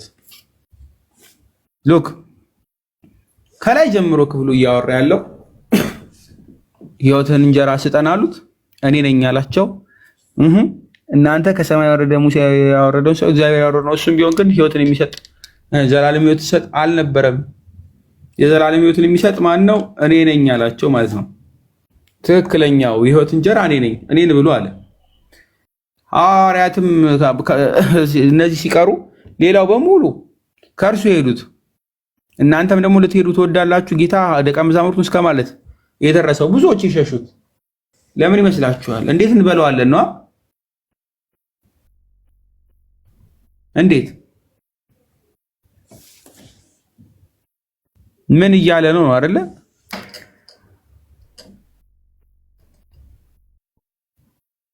ጌታ ግን ኦልሬዲ አሳየን። የማቴዎስ ወንጌል ምዕራፍ 26 ላይ ይህ ስጋዬ ነው ይህ ደሜ ነው ብሎ ህብስቱና ወይኑን ሰጥቶ ማለት ነው። እነሱ ግን ሊትራል ቡጭቅጭቅ አድርገው የሚበሉ ነበር ይመስላቸው። እንጀራ መሆኑን ግን አምነዋል። በደንብ ያዙት። ይህ እንጀራ ህይወት እንደሚሰጥ አምነዋል። ይህን የሚሰጥ እግዚአብሔር እንደሆነ አውቀዋል። የሚያስፈልጋቸውም እንደሆነ አምነዋል። የማይጠፋውን መብላት እንዳለባቸው አውቀዋል። እርሱም ለሚጠፋ መብል አትስሩ ነው ያላቸው። ግን ተጠራጠሩ ማለት ነው። ልክ መንፈስ ቅዱስ መውረድ ድረስ ሐዋርያት ሥራ ምዕራፍ 2 ድረስ ብዙዎቹ አልጸሉም ስለነበር ማለት ነው። ብዙዎቹም አልተገለጠላቸውም ነበር። እንዴት እንበለዋለን ነው ክርክሩ። ሄዱ፣ ብዙ ጠየቁት። ከሰማይ እንዴት ወርጃለሁ የሚለው ጠየቁት፣ ነገራቸው። ከዛ ስለመብሉ ሲነሳ ይህ የሚያስጨንቅ ንግግር ነው አሉ ነው እኮ የሚለው ቁጥር 60 ላይ ይህ የሚያስጨንቅ ንግግር ነው፣ ማን ሊሰማው ይችላል አሉ።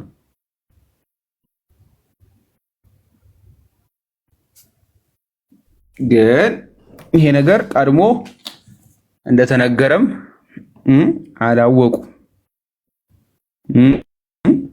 አላወቁ። ቀድሞ ዳዊት በልቤ ደስታ ጨመርኩ ከስንዴ ፍሬና ከወይን ከዘይትም ይልቅ በዛ ብሎ ለቅዱስ ቁርባኑ ያስቀመጠው እንደ ትንቢታዊ ቃል አለ። ባይዘ አላስተዋሉም። እሱን ዘፍጥረት ምዕራፍ 14 ላይ አብርሃም በመልከ ጼዴቅ ዋጋ በሄደ ጊዜ ያቀረበው መስዋዕት አለ አይደለ? እሱ ለክርስቶስ ምሳሌ ሆኖ የሚቀርበው ማለት ነው። ህብስትና ወይኑ ስንዴና ወይኑ ማለት ነው። እሱን አላስተዋሉ።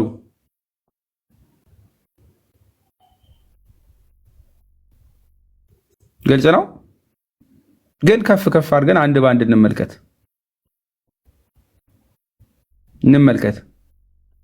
ቀደም አንድ ያለፍናት ፖይንት አለች።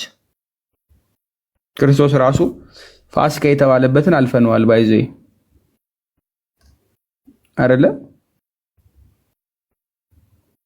እሱም ብንመለከተውስ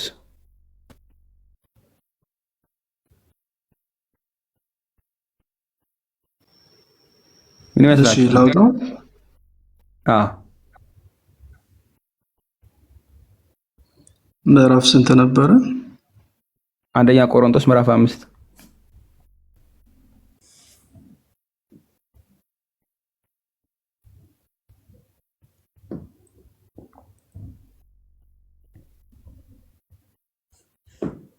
አንደኛ ቆሮንቶስ ላይ ደጋግሞ የሚያስቀምጠው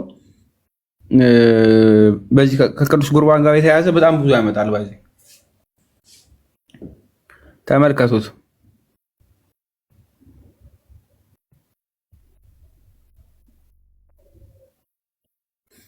እሺ ከቁጥር 5 እንጀምረው። እሺ መንፈሱ አንተ ጋር ደግሞ ስጋውን ጎድቶ ጌታችን ኢየሱስ ክርስቶስ በሚመጣበት ቀን ነፍሱ ትድን ዘንድ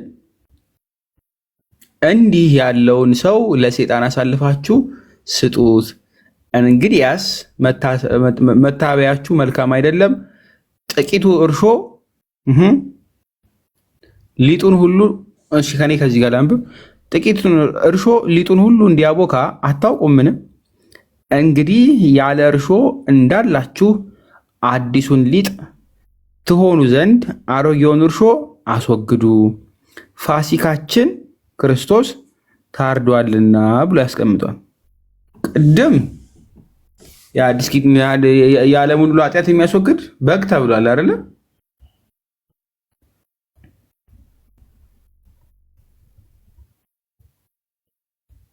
ጋይስ የዓለሙን ሁሉ ኃጢአት የሚያስወግድ በግ ተብሏል። አሁን ደግሞ ቅዱስ ጳውሎስ ምን ይለናል? ፋሲካችን ክርስቶስ ታርዶልናል።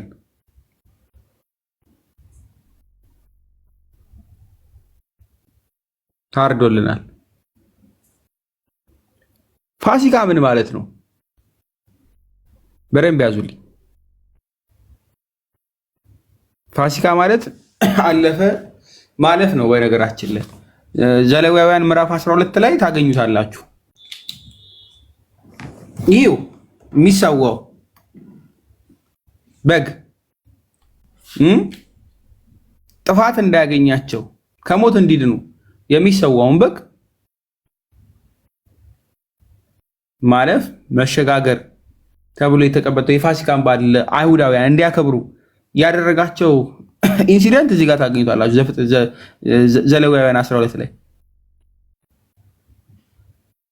እናንብበው ከቁጥር 3 ጀምሮ ምናልባት አድርግልኝ። እኔ ምንም እንኳ በስጋ ከእናንተ ጋር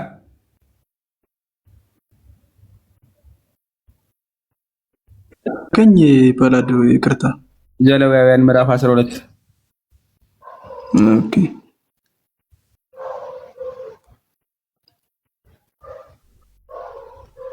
ትንሽ ነው።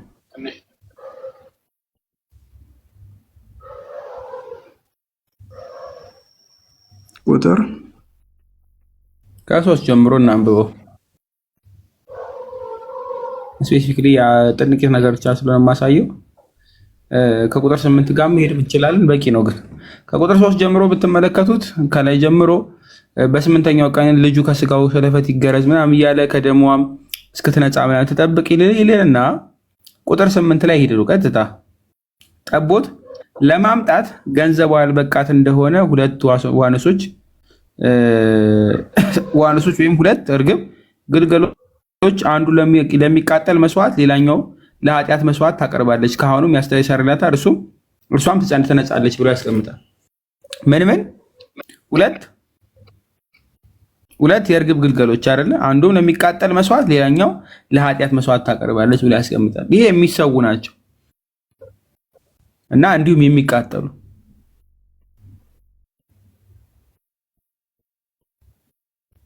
የሚቀርቡ ናቸው። ግልጽ ነው። ዘጸአት ላይ ሄድልኝ ምዕራፍ 12 ላይ ይህ እንደዚህ የሚቃጠል መስዋዕት ካህኑ የሚያቀርበው መስዋዕት ዘሌዋውያን ላይ ያያችሁት ዘጸአት 12 ላይም ቀድሞ አለ።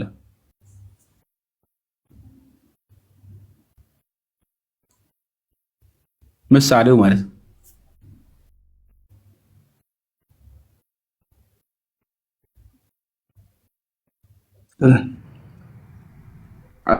46 አካባቢ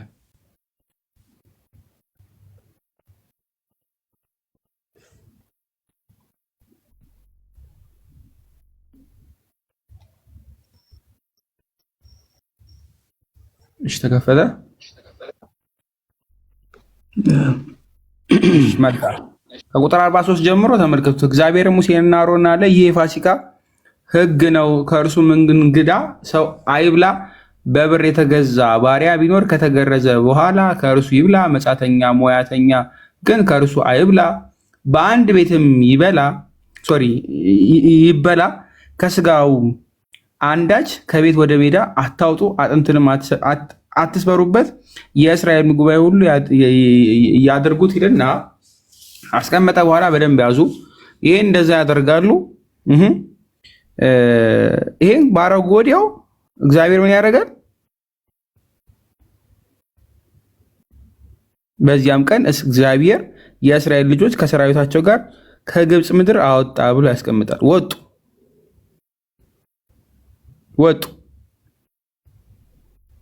ይህን ባደረጉ ጊዜ ማለት ነው አለፉ። ምናልባት መለስ ብላችሁ ስትመለከቱ 400 ምናምን ዓመት በላይ እስራኤል በግብፅ መካከል ነበሩ። ይህን ካደረጉ በኋላ አለፉ ማለት ነው። ሊቀስፍ የመጣው መስዋዕት የሞት መልአክ አለፋቸው። በራቸውንም ቀቡ፣ ሁሉንም እነርሱ በሉ፣ ተረፉ ማለት ነው። ተረፉ። ልክ እንደዛው ክርስቶስንም ከሰማይ የወረደ እንጀራ የተባለውን እሱን የበሉት ከሞት ይተርፋሉ።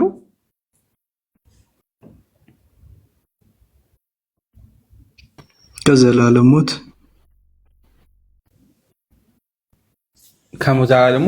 ይተርፋሉ፣ ያልፋሉ ማለት ነው። ያልፉታል። እነርሱን ያልፋቸዋል። በደሙ ምን ያሉት የተቀቡት፣ በደንብ ያዙልኝ። እርሱ ምልክት አድርጎባቸዋልና ማለት ነው። እርሱ የተዋሃዳቸውን እርሱ በእነርሱ ውስጥ ያለውን ማንም ሊያጠፋቸው ስለማይችል የዘላለም ሕይወት አላቸውና ብሎ ስለተናገረ ምሳሌው ልክ እንደዚህ ነው።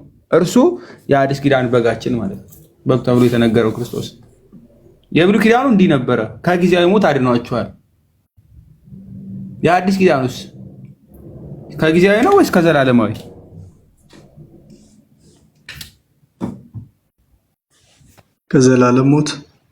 ከዘላለም ሞት ማለት ነው። ከዘላለም ሞት ልክ ቅድም የዮሐንስ ወንጌል ላይ እንዳስቀመጥ ነው ምዕራፍ 6 ላይ የሕይወት እንጀራ ነኝ የሚለው አለ አይደል? አባቶቻችሁ በምድረ በዳ በሉ ሞቱን ብሎ ያስቀመጠው። ይሄኛው ግን በሉ ሞቱ አይደለም። ከሰማይ የወረደ እንጀራ እኔ ነኝ፣ እኔን ስለ ዓለም ሕይወት የምትሰጥ እንጀራ ስጋዬ ነው ብሎ ነው የሚያስቀምጠው። ይሄ ለዓለም ሁሉ ኃጢአት ስርየት የሚቀር የዘላለም ሕይወትን የሚያስገኝ እሱ ነው። እሱን በመብላት ልክ እንደ ብሉይ ኪዳን ካለው የሚመሳሰል ነገር ግን የተለየ ዘላለማዊ ሕይወትን የሚያሰጥ እሱን ብሉ ነው። ቶሎ ምሳሌው ቀድሞ አለ ማለት ነው። በምን አይነት መንገድ ነው ከተባለ ግን ለእርሱ ምሳሌ ሆነን ቀድሞ መልከ ጼዴቅ አለ በወይንና በስንዴ ያስቀመጠልን ማለት ነው። ዘፍጥረት 14 ላይ በዛ መንገድ ጌታችንም ማቴዎስ ወንጌል ምዕራፍ 10 ኦልሞስት የቀድሙ ላይ ያሳየናል አይደል? ምዕራፍ 26 ላይ እሱ በዛ መንገድ እንቀበላለን ማለት ነው። እውነተኛ የክርስቶስ ስጋ እና ደም ነው ብለን ማለት ነው። የምርም አማናዊ ነው ብለን እውነተኛ ነው ብለን እንቀበላለን። ምንውምም ይህንን ሳይገባቸው የበሉ ምን ይሆናሉ?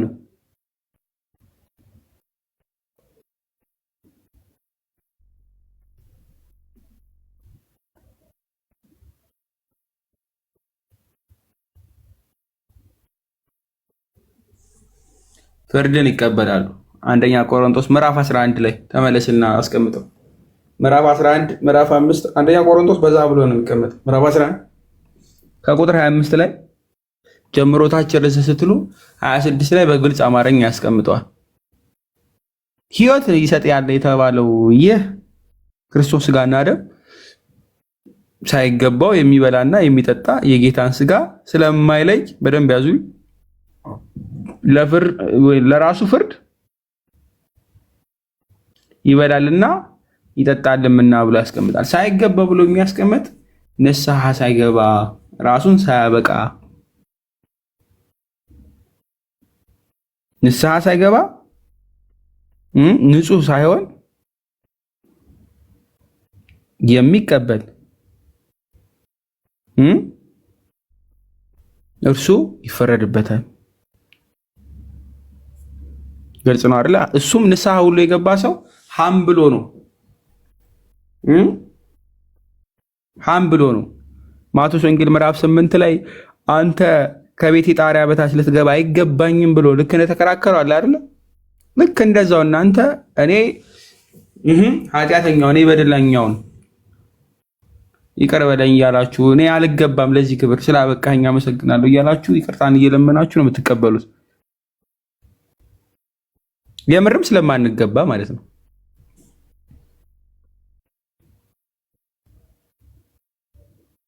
ግልጽ ነው አይደለ? ስለዚህ ይህ አዲስ ኪዳን በጋችን በደንብ ያዙልኝ። እሱን ራሱን አቅርቦ ተመስዋዕት ማለት ነው ስጋውን እንድንበላ ደሙ እንድንጠጣ ሰጥቶናል። ይህን የምናገኝበትን ደግሞ ቤትን ማን ሰጥቶናል? ቤተክርስቲያንን ሰጥቶናል። ኤፌሶን 5 ላይ የተቀመጠችው ቤተክርስቲያን ማለት ነው። ቤተክርስቲያን ምን ትባላለች? ለክርስቶስ የታጨች ሙሽራ ነች አይደለ? ልክ እንደዛው ደግሞ በሰርግ ቤትም ትባላለች። ክርስቶስን እንበልጣው ምንጠጣው የት ነው? ቤተክርስቲያን። ስለዚህ ዝግጁ ሆነን መሄድ ይገባናል። ራሳችን አንጽተን ማለት ነው እንድንቀበለው። አንደኛ ቆሮንቶስ ምዕራፍ 6 ላይ ሄድልኝ። ቆሮንቶስ መልእክት በዛ ይላል። ባለፈው የሚያየነው አንደኛ ቆሮንቶስ ነው አይደለ? ምዕራፍ 11 ላይ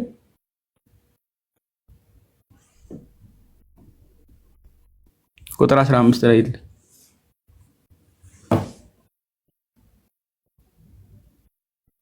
ስጋችሁ የክርስቶስ ብልቶች እንደሆነ አታውቁምን ብሎ ያስቀምጣል አይደለ? የምን ብልት? የክርስቶስ።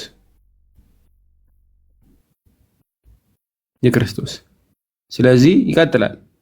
የክርስቶስ ብልቶች ወስጄ የጋለሞታ ብልቶች ላደርጋቸው አይገባም።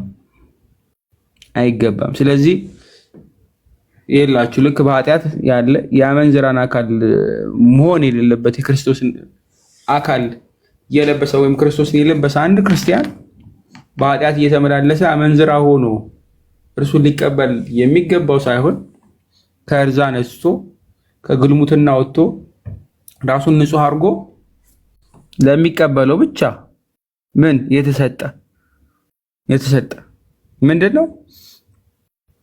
ሕይወት መድኃኒት ማለት ነው። መድኃኒት ነው።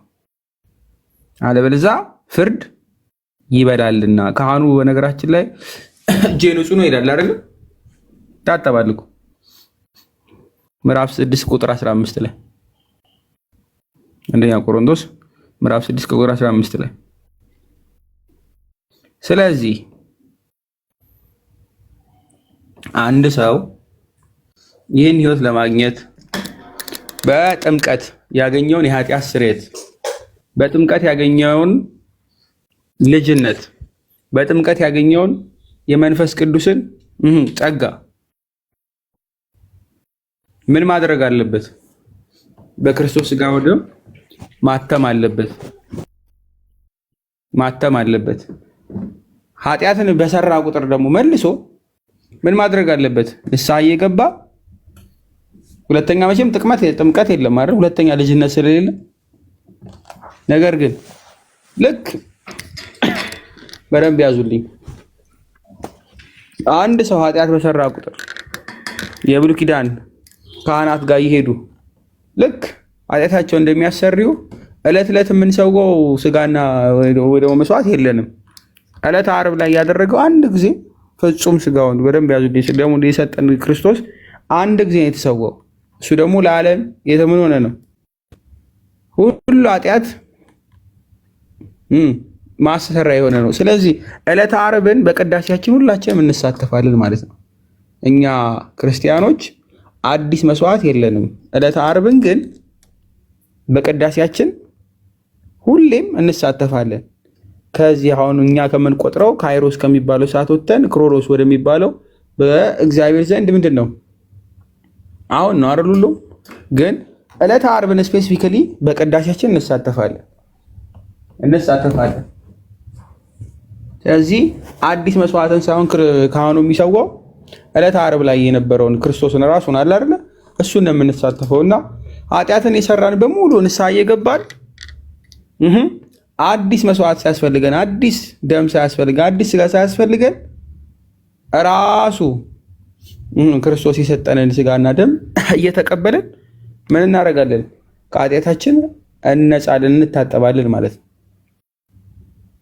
እንታጠባለን። አዲስ አይደለም ወይ ደግሞ የሚደጋገም ክርስቶስን ድጋሜ ሁለቴ ሶስቴ አንሰቅለውም፣ አንዴ ነው ክርስቶስ።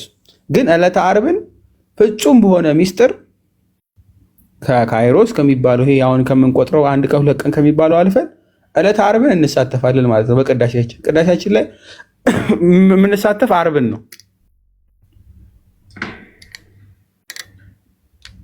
ስለዚህ የኃጢአት ስርየትን እናገኛለን ማለት ነው። ሁሌ በወደቅን ቁጥር እየደጋገምን የምንቀበለው የዕለት እንጀራችን ነው። አቡነ ዘበሰማያት ስትሉ ምን ትላላችሁ? አባታችን ሆይ ጌታ ያስተማረን ጸሎት ነው አይደለ? አባታችን ሆይ በሰማያት የምትኖር ስምህ ይቀደስ፣ መንግስትህ ትምጣ፣ ፈቃድህ በሰማይ እንደሆነች እንዲሁ በምድር ትሁን። ከዛ ምን እንላለን? ንገሩኝ። ምን እንላለን? ከዛ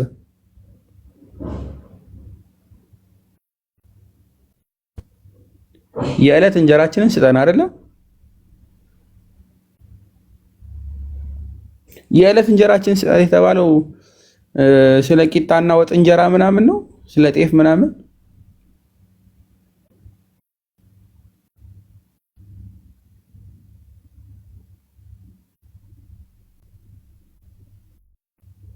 እንደዛ የሚመስለው አይጠፋም።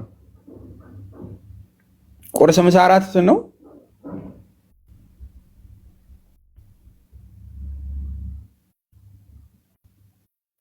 አይደለም?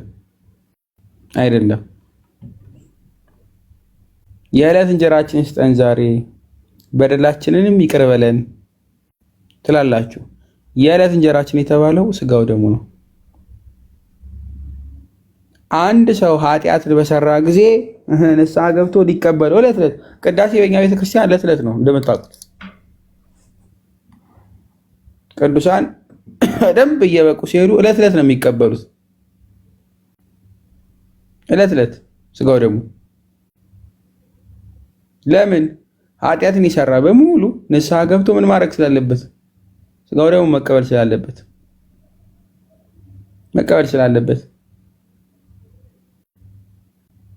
የሚደጋገምም ነው ደግሞ ይሄ የሚደጋገም። ስለዚህ ስለ እህል አይደለም፣ ስለ እንጀራ ቦታችን አይደለም የምንለምነው።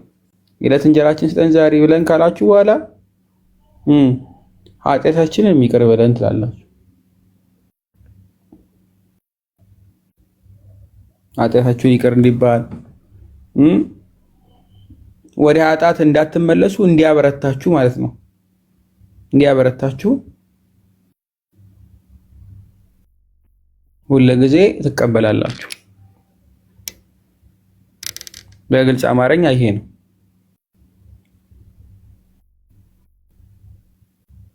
በግልጽ አማርኛ ይሄ ነው።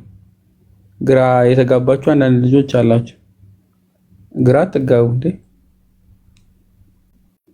አላወቃችሁ ነበር፣ ዛሬ አወቃችሁ። እዚህ ድረስ ግልጽ ነው።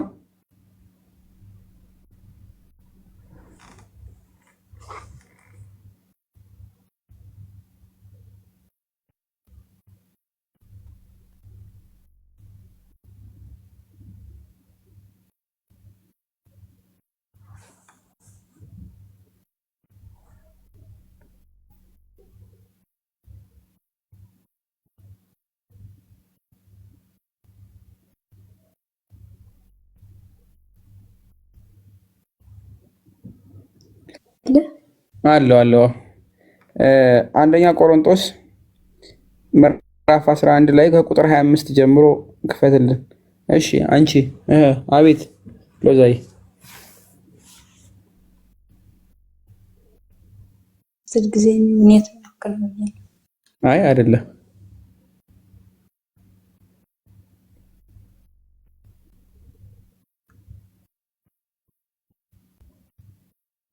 መልካም። እንደዚሁም ከእራት በኋላ ጽዋንም ደግሞ አንስቶ ይህ ጽዋ በደሜ የሚሆን አዲስ ኪዳን ነው፣ በጠጣችሁ ጊዜ ሁሉ ይህን ለመታሰቢያ ያድርጉት አለ።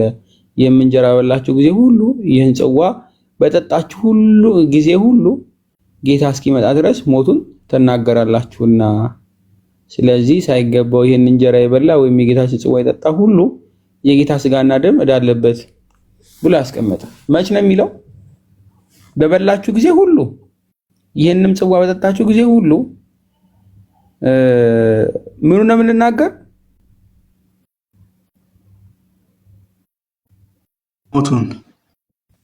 ሞቱን ስለ ክርስቶስ ስለኛ መሞቱን እየመሰከራችሁ ነው።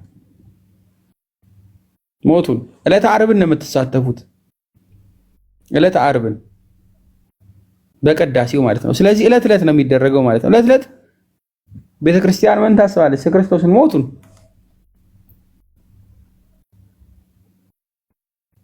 ሁሌ ልክ ባለፈው ትንቢተ ሚክያስ ከቤተልሔም እንደሚወጣ የተናገርነው ክፍል ትዝ ይላችኋል አይደል?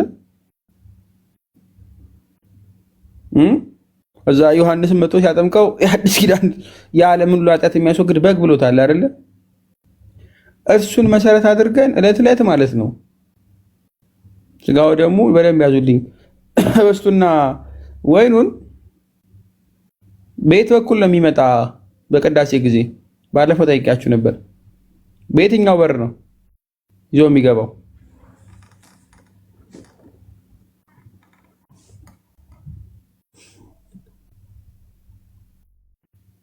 በምስራቅ አይደለ?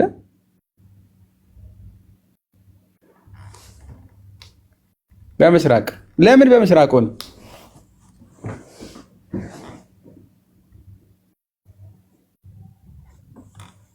ለምን በምስራቅ ሆነ?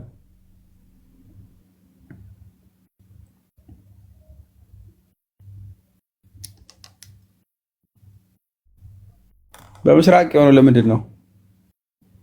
ቤተልሔም በዛ ስለነበረች ነው። ቤተልሔም በቀራኒዮ በስተ ምስራቅ ፊዚካሊ ቦታዋም ከቀራኒዮ በስተ ምስራቅ ነች። በስተ ምስራቅ።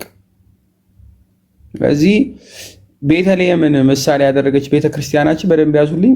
በቤተልሔሙ በኩል ማን ይመጣል? ህብስትና ወይኑ ማለት ነው። ልክ ክርስቶስ ከድንግል ማርያም ስጋዋ ስጋ ከነፍሷ ነፍስ ነስቶ ሰው መሆኑን አለ አይደለ? ያለ ማርያም መምጣቱን ከቤተልሔምም እንደተገኘ በመስተ ምስራቅ በኩል መገኘቱን ምሳሌ አድርገን እናመጣለን። ከዛ ይገባል። ወዴት? ወደ መቅደሱ ነው ይዘውት የሚገቡት። መቅደሱ የምን ምሳሌ ነው? የጎለጎታ ጎለጎታ። በጎለጎታ ክርስቶስ ምን ሆኗል? ተሰቅሏል አይደል?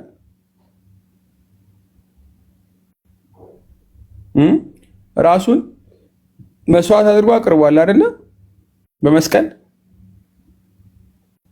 ስለዚህ በመቅደስ የጎለጎታ ምሳሌ ነው። ባይዘ እናንተ ለቅዳሴ በምትገኙ ጊዜ ክርስቶስን ተወለደ ብላችሁ ካወጃችሁ በኋላ ነቢያት በመስባኩም በምኑም ስለ ክርስቶስ መምጣት ባለፈው ብለናል፣ ይመጣል ይወለዳል ብለው ካወጁ በኋላ ከቤተልሔም ይዘውት ይመጣሉ ማለት ነው። ይሰዋውን የክርስቶስ ምሳሌ ሆነው ማለት ነው። ከዛ በቀራኒዮ መሰቀሉን በቀራኒዮ መስዋዕቱን ደግሞ ምሳሌ ማድረግ በመቅደሱ ምን ይደረጋል? ስጋው ደግሞ ይፈትታሉ አይደለ? ካህኑ ይሰዋል። ሚስጥራዊ የሆነ መንገድ ካህኑ ምን ያደርጋል? ህብስትና ወይኑን ይሰዋል አይደለ? ህብስቱ ምን ይሆናል? አማናዊ የአምላክ ስጋ ይሆናል አይደለ? ወይኑ ደግሞ ደሙ እንተኛ ክርስቶስ ደም። ለዛ ነው በነገራችን ላይ ስገዱ ተብሎ 41 ኪራይ ለሶን ትላላችሁ እኮ በነገራችን ላይ በዛ ሰዓት ከተቀበላችኋል። በፊት ስግደቱ ላይ በቃ ያኔ ክርስቶስ ተሰቀለ እየተባለ ዋይ ዋይ እየተባለ ማለት ቅዳሴው ላይ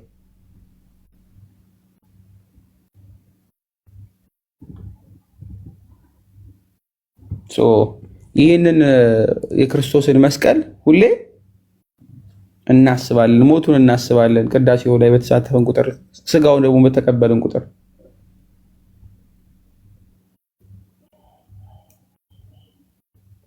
በግልጽ አማርኛ ማለት ነው። ስለዚህ እኛ ክርስቲያኖች የዘላለም ሕይወትን እንድናገኝ እርሱ በእኛ እንዲያድር የኃጢአት ስርየትን እንድናገኝ ከእርሱ ጋር አብረን እንድንነሳ ምኑን እንቀበላለን? ስጋው ደግሞ እንቀበላለን። ሞቱንም ለማሰብ ማለት ነው። ምን እናደርጋለን? እንቀበላለን።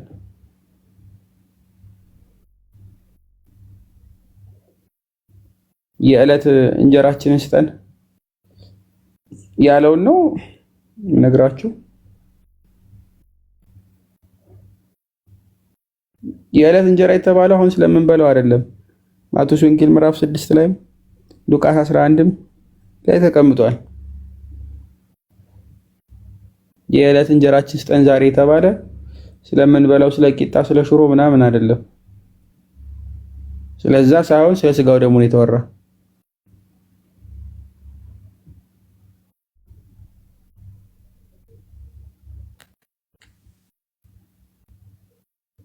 ግልጽ ነው።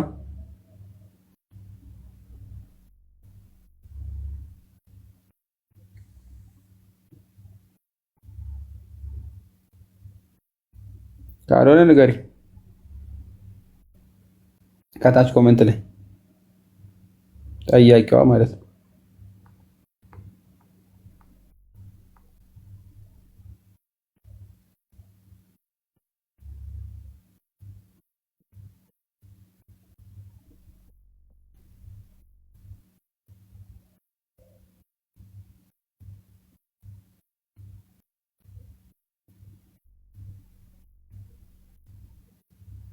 እሺ አሁን እኮ አየ ነው መታሰቢያ የሚለውን እኮ አሁን አየ ነው። አሁን አላየንም? አየን እኮ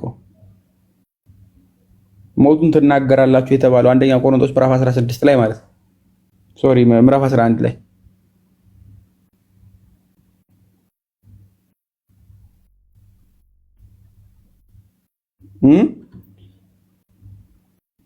ሁል ጊዜ እስኪመጣ ድረስ ሞቱን ትናገራላችሁ ተብሎ የተነገረበት ክፍል ማለት ነው። ይህ እንጀራ ግን በበላችሁ ጊዜ ነው የሚለው። በበላችሁ ጊዜ ስጋው ደግሞ ብንቀበል ጊዜ ምን እያለን ነው? ሞቱን እያሰብን ነው። ክርስቶስ ወለደ ብለን ሳይሆን ብቻ ሳይሆን ተሰቀለም ብለን ቀራንዮ ላይ ተሳትፈን ዕለተ ዓርብን ማለት ነው መለኮት ያልተለየው ነፍስ ግን የተለየው ምን እንሆናለን? ስጋ እና ደም እንቀበላለን ማለት ነው። እንቀበላለን። በዛ ሰዓት ምን እናደርጋለን? ሞቱን እናስባለን ማለት ነው። ሞቱን ትናገራላችሁ የሚል በጠጣችሁ ጊዜ አይደል የሚለው። መጠጣቱ ራሱ ምሳሌ አይደለም። በጠጣችሁ ጊዜ ምን ትናገራላችሁ? ሞቱን እና ስጋውን ብሉ ደሙን ጠጡ። ለዛ ደግሞ ያስፈልጋችሁ ዘንድ ንጹህ መሆን አለባችሁ። ስጋው ደሙን ለመቀበል ንስሐ ግቡ ማለት ነው። አለዛ ፍርዱ በእናንተ ላይ እንዳይሆን ትድኑ ዘንድ። ምስጢረ ቁርባን ይህን ይመስላል ባጭሩ።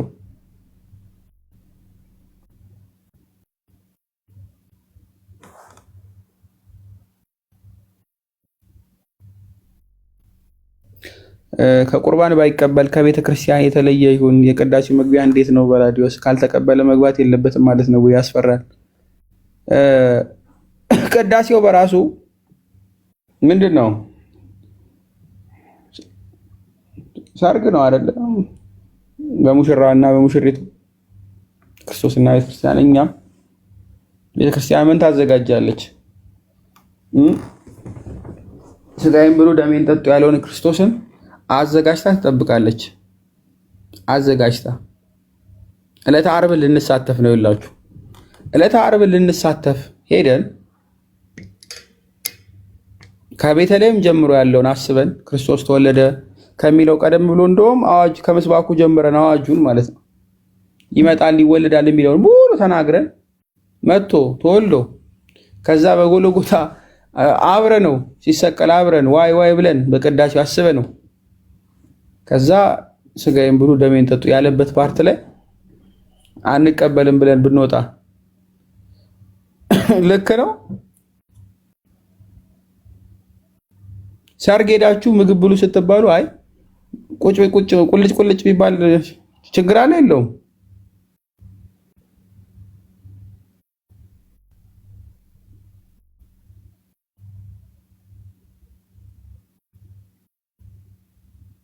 ችግር አለ የለውም? ጋይስ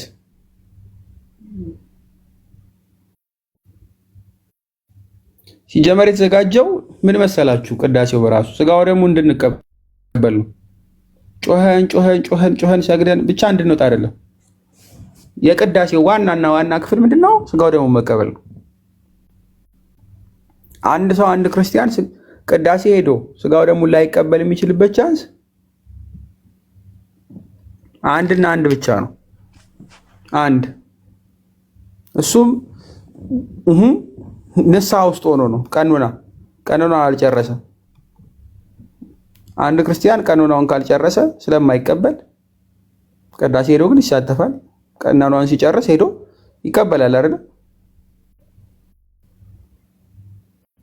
በቀኖና ላይ ነው። ቀኖናቸውን የጨረሱ ሄደው ይቀበላሉ፣ ንጹህ ናቸውና። ያልጨረሱ ግን ወይም ደግሞ ንጹህ ያልሆኑ ወይም በንስሐ ላይ ያሉ ግን አስቀድሰው ይመለሳሉ ማለት ነው። ከዛ ውጭ ያለው ቅዳሴ ላይ ምን ይሰራል?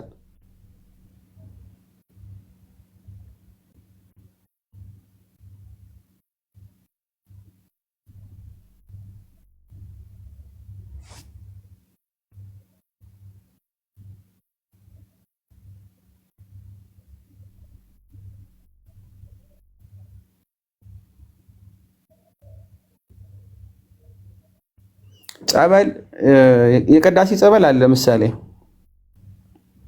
የቅዳሴ ጸበል ቀድሞ የተዘጋጀው ለቆራቢያን ነው። ስርዓቱም እንደዛ ነው። ስርዓቱም እንደዛ ነው።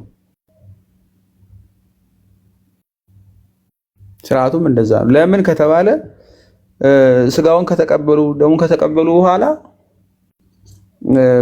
በምላሳቸው አላው ሰው 18 ሰዓት ጾመው ምንድነው ምናልባት ምራቅ ላይኖር ስለሚችል ላይወርድ ምናልባት ስለሚችል እሱን ማወራረጃ ነው። የጌታን ስጋ በጥርስ ተጠቀም ማድረግ ነውር ስለሆነ በዛ የቅዳሴ ጸበል ያወርዱታል ማለት ለቆራቢያን። ከዛ ውጭ ስርዓት አይደለም። ከቆራቢ ውጭ የሚሰጥ ምናልባት ከሰጡም በንስሐ ላሉት ይሰጣል። ምናልባት እሱም የሚገባውን አይደለም። ግን እነርሱም ስጋው ደሙን ያልተቀበሉት ንስሐቸውን ስላልጨረሱ ቀኖናቸውን ስላላለቀ ነው። ስለዚህ ከቅዳሴ ጸበል ይሰጧቸዋል። ከዛ ውጭ ያለው ግን ለምን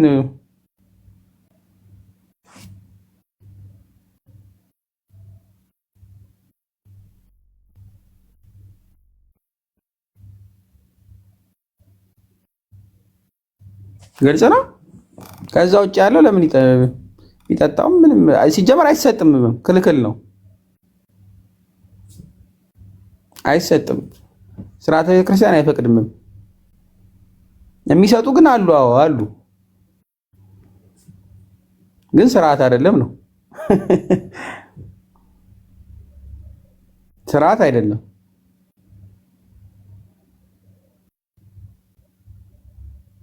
ያው በልምድ ብዙ ነገር ስላለ ማለት ነው። ልምድ አይደል የጨረሰን።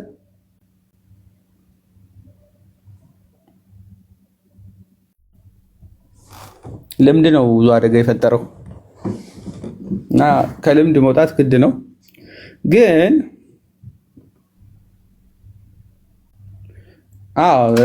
ዲያቆናቱ የሚሰሩትን ስለማያውቁ ነው ብዙዎቹ እንትን የሚያቀብሉት እንደዚህ ማለት ነው። ትክክለኛው አብዛኛው ዲያቆና የሚሾመው ስርዓቱን በደንብ ተምሮ ብዙም አይደለም። ጸበል፣ የቅዳሴ ጸበል ለቆራቢ ነው።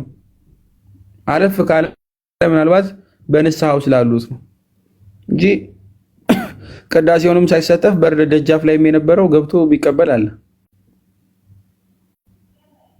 ስርዓት አይደለም። ዲያቆኑ አለመስጠት ይችላል፣ መከልከል፣ ካህኑ መከልከል ይችላል። ባይዘ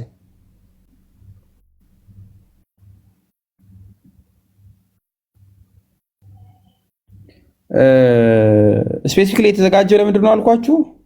ስጋው ደግሞ ለሚቀበሉ ማወራረጃ ነው። በቃ አለቀ። እና ደግሞ በንስሐ ውስጥ ላሉት ለነዛ በረከት ይሆናል።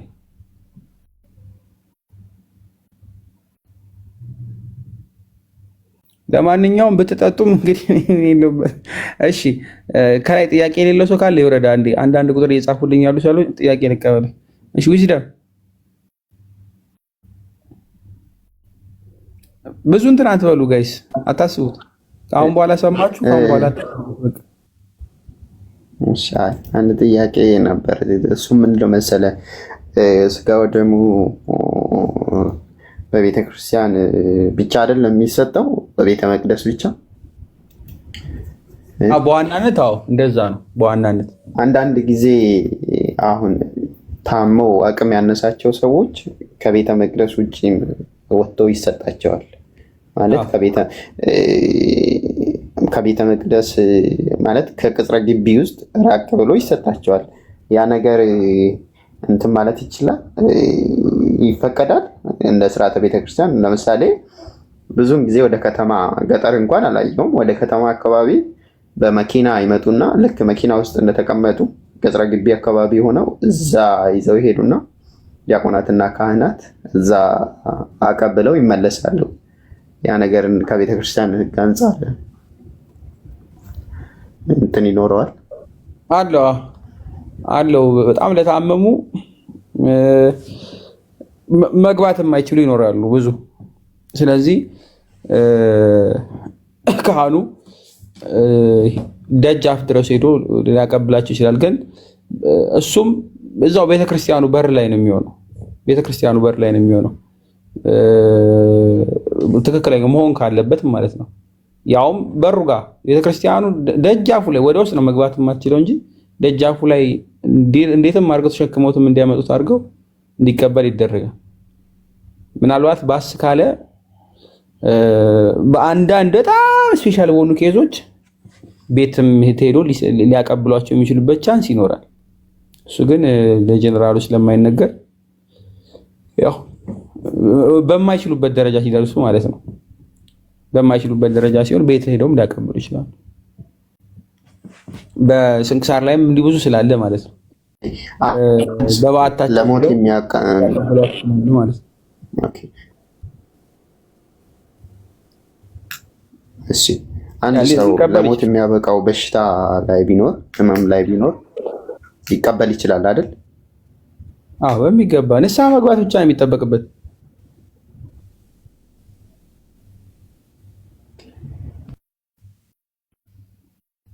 ንስሐ መግባት ብቻ ነው የሚጠበቅባችሁ። ጭንቅ አይደለም። በነገራችን ላይ ያን ያክል ንስሐ መግባት ብዙዎቻችሁ ከታች እያየው ነው። እስከ ዛሬ እንሳተፋለን፣ ግን ንስሐ የገባ ሰው ብዙም አላየው። እስኪ ንስሐ አባት የሌላችሁ ከታች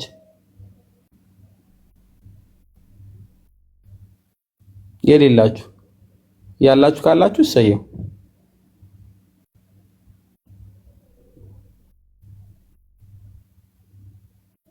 የሌላችሁ ከታች ጻፉልኝ።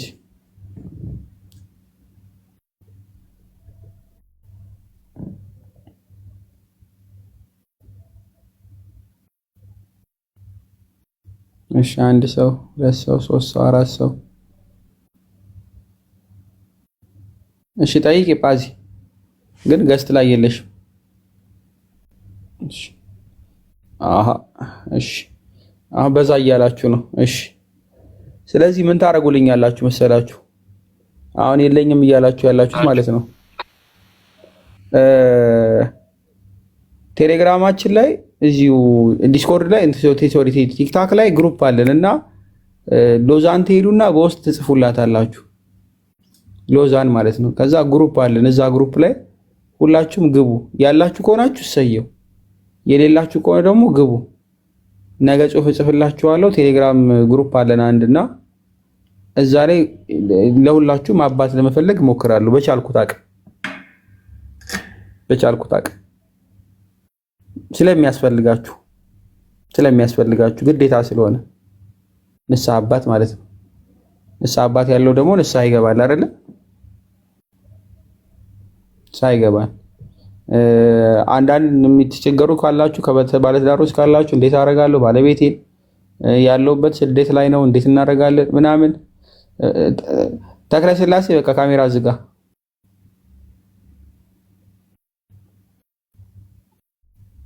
እግዚአብሔር አክብርልን። በውስጥ እናወራለን፣ ግሩፕ ስላለ ማለት ነው። እዛ እናወራለን። ስለዚህ አንድ ሰው ንስሐ ገብቶ ስጋው ደግሞ መቀበል አለበት። ለምን? የዘላለም ሕይወትን ለማግኘት። ከእናንተ ውስጥ መካከል አሁን ንስሐ አባት የለንም ያላችሁትም ንስሐ አባት ያላችሁም ትቀበላላችሁ ብዬ ተስፋ አደርጋለሁ። አይደለም?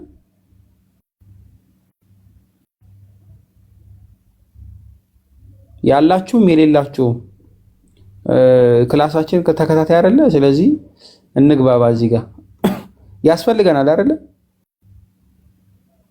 ንስሐ አባት ካላችሁ ስጋው ደግሞ መቀበል ያስፈልጋችኋል። የሌላችሁ ደግሞ ይዛችሁ መቀበል አለባችሁ አይደል? እንደሚያስፈልጋችሁ እንተማመናለን ሁላችንም። ንስሐ አባት ብቻ መኖር አይደለም። ንስሐ አባት ኖሮት የማይቆርብም ከሆነ ምንም ጥቅም የለውም። አሁን በምናወራው ማለት ነው። ንስሐ አባት የሚያስፈልገው ንስሐ ገብታችሁ ኃጢአታችሁን ይቅር እንድትባሉ ከዛም ደግሞ ወደ ጥምቀት ምንድነው አንድ አዲስ አማኝ ወደ ጥምቀት እንደሚመራው ከዛ ወደ ቁርባን እንደሚመራው ሁሉ አንድ ያመነ ደግሞ ንስሐ ከገባ በኋላ ወደ ቁርባን ነው የሚመራው። እዚህ መታተም አለበት በቁርባኑ። መልካም። ስለዚህ ሎዛና አናግሯት፣ ግሩፕ ላይ ግቡ። ከዛ እንፈልጋለን ማለት ነው። ሁላችሁም በላችሁበት አንድ ጳላዲዮስ ምናምን ግሩፕ የተከፈታለ ኮሚኒቲ ምናምን እዛ ላይ አሲስት እንደራረጋለን። አንድ አመት አይደለም 2-3 አመት ብትማሩ ምንም ጥቅም የለውም። ባይዜ 4 አመት 5 አመት ተምራችሁ አሜን አላችሁ ምንም። ለምን ከተባለ አንድ ክርስቲያን ንስሐ መግባት አለበት። ከዛ ስጋው ደግሞ መቀበል ደግሞ አለበት። ያን የሚያደርገው በጣም ንጹህ ስለሆነ ፐርፌክት ስለሆነ አይደለም፣ ኃጢአተኛ ስለሆነ ነው። ኃጢአተኛ ምን ስለሚያስፈልገው? መድኃኒት። የታመመ ሰው መድኃኒት ያስፈልገዋል። ክርስቶስ የመጣው ለታመሙት ስለሆነ ማለት ነው፣ ለኃጢአተኞች ስለሆነ። ስለዚህ ደጋግመን ሁሌ በኃጢአት በወደቅን ቁጥር ንስሐ እየገባን ልንቀበሉ ይገባል። ስጋው ደግሞ ፐርፌክት ሆነን ቅድስና ላይ ስለደረስ አይደለም፣ ስለታመመ የሚያድነን ክርስቶስ ስለሆነ ህይወትን የሚሰጠን የዘላለም ህይወት እንድናገኝ የተሰጠን መድኃኒቱን እንቀበላለን ማለት ነው። እና ሼም እንዳይዛችሁ ልላችሁ ፈልጌ ነው። እንደው ዛሬ ንስሐ ገብቼ ከቆረብኩ በኋላ መልሼ በወርቅስ ውደቋ ሲጀመር ለበሽተኛ አይደል ይመጣ። ደጋግማችሁ ሂዱ። በቃ በአንድ ኃጢአት ብትቸገሩም ደጋግማችሁ ቁረቡ። ንስሐ እየገባችሁ ያግዛችኋል። ያን ኃጢአት ተመልሳችሁ እንዳትሰሩ ያግዛችኋል። በአንዴ ላይጠፋ ይችላል። ሁሌ ትግል ስለሆነ ክርስትና ደጋግማችሁ ንስሐ ግቡ፣ ደጋግማችሁ ቁረቡ፣ ድል እስክትነሱ ማለት ነው። ኢትዮጵያን ባትሆኑ ችግር የለውም፣ ባላችሁበት ይኖራል።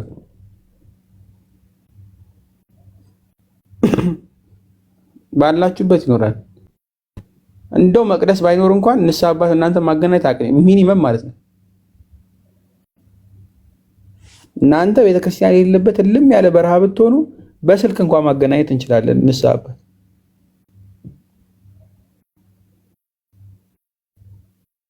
ዊዝደም። እሺ አንድ ቁጥር ጻፍክ ሰውልኛል። በቃ እኔ ጥያቄ ለምሳሌ አብዛኛው እዚህ ቦታ የሚማረው ሰው አይ ቲንክ በስደት ላይ ያለ ነው፣ የተለያየ ሀገር ነው። ብዙ ሰው ለምሳሌ ንስሐ አባት ሌላ ቦታ ሆኖ ከኢትዮጵያ መያዝ ቢፈልግ በዚህ በስልክ ንስሐ መግባት ይቻላል ማለት ኃጢአቱን መናዘዝ ይችላል። አንድ ሰው ለምሳሌ ርቀት ላይ አባት ነው በጣም የባሰ ከሆነ አሁን እና አባት ምንም የማይገኝበት ሆኖ አይደለም ዘመኑ። እንግዲህ ስልክ አሁን የመጣ ነው። በወረቀት እኮ ጽፋ እሷ ሳትናገር ኃጢአቷ የተደመሰሰላት አለች በስንክሳር አይደለ? እሷ ሳታወራ መዝገብ ሙሉ ኃጢአት ይደምሰስልኝ ብላ የሰጠችውን ታውቃታላችሁ?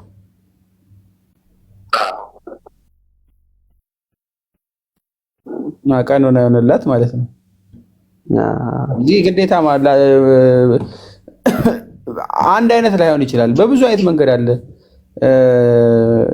ቀሲስ ከዚህ በፊት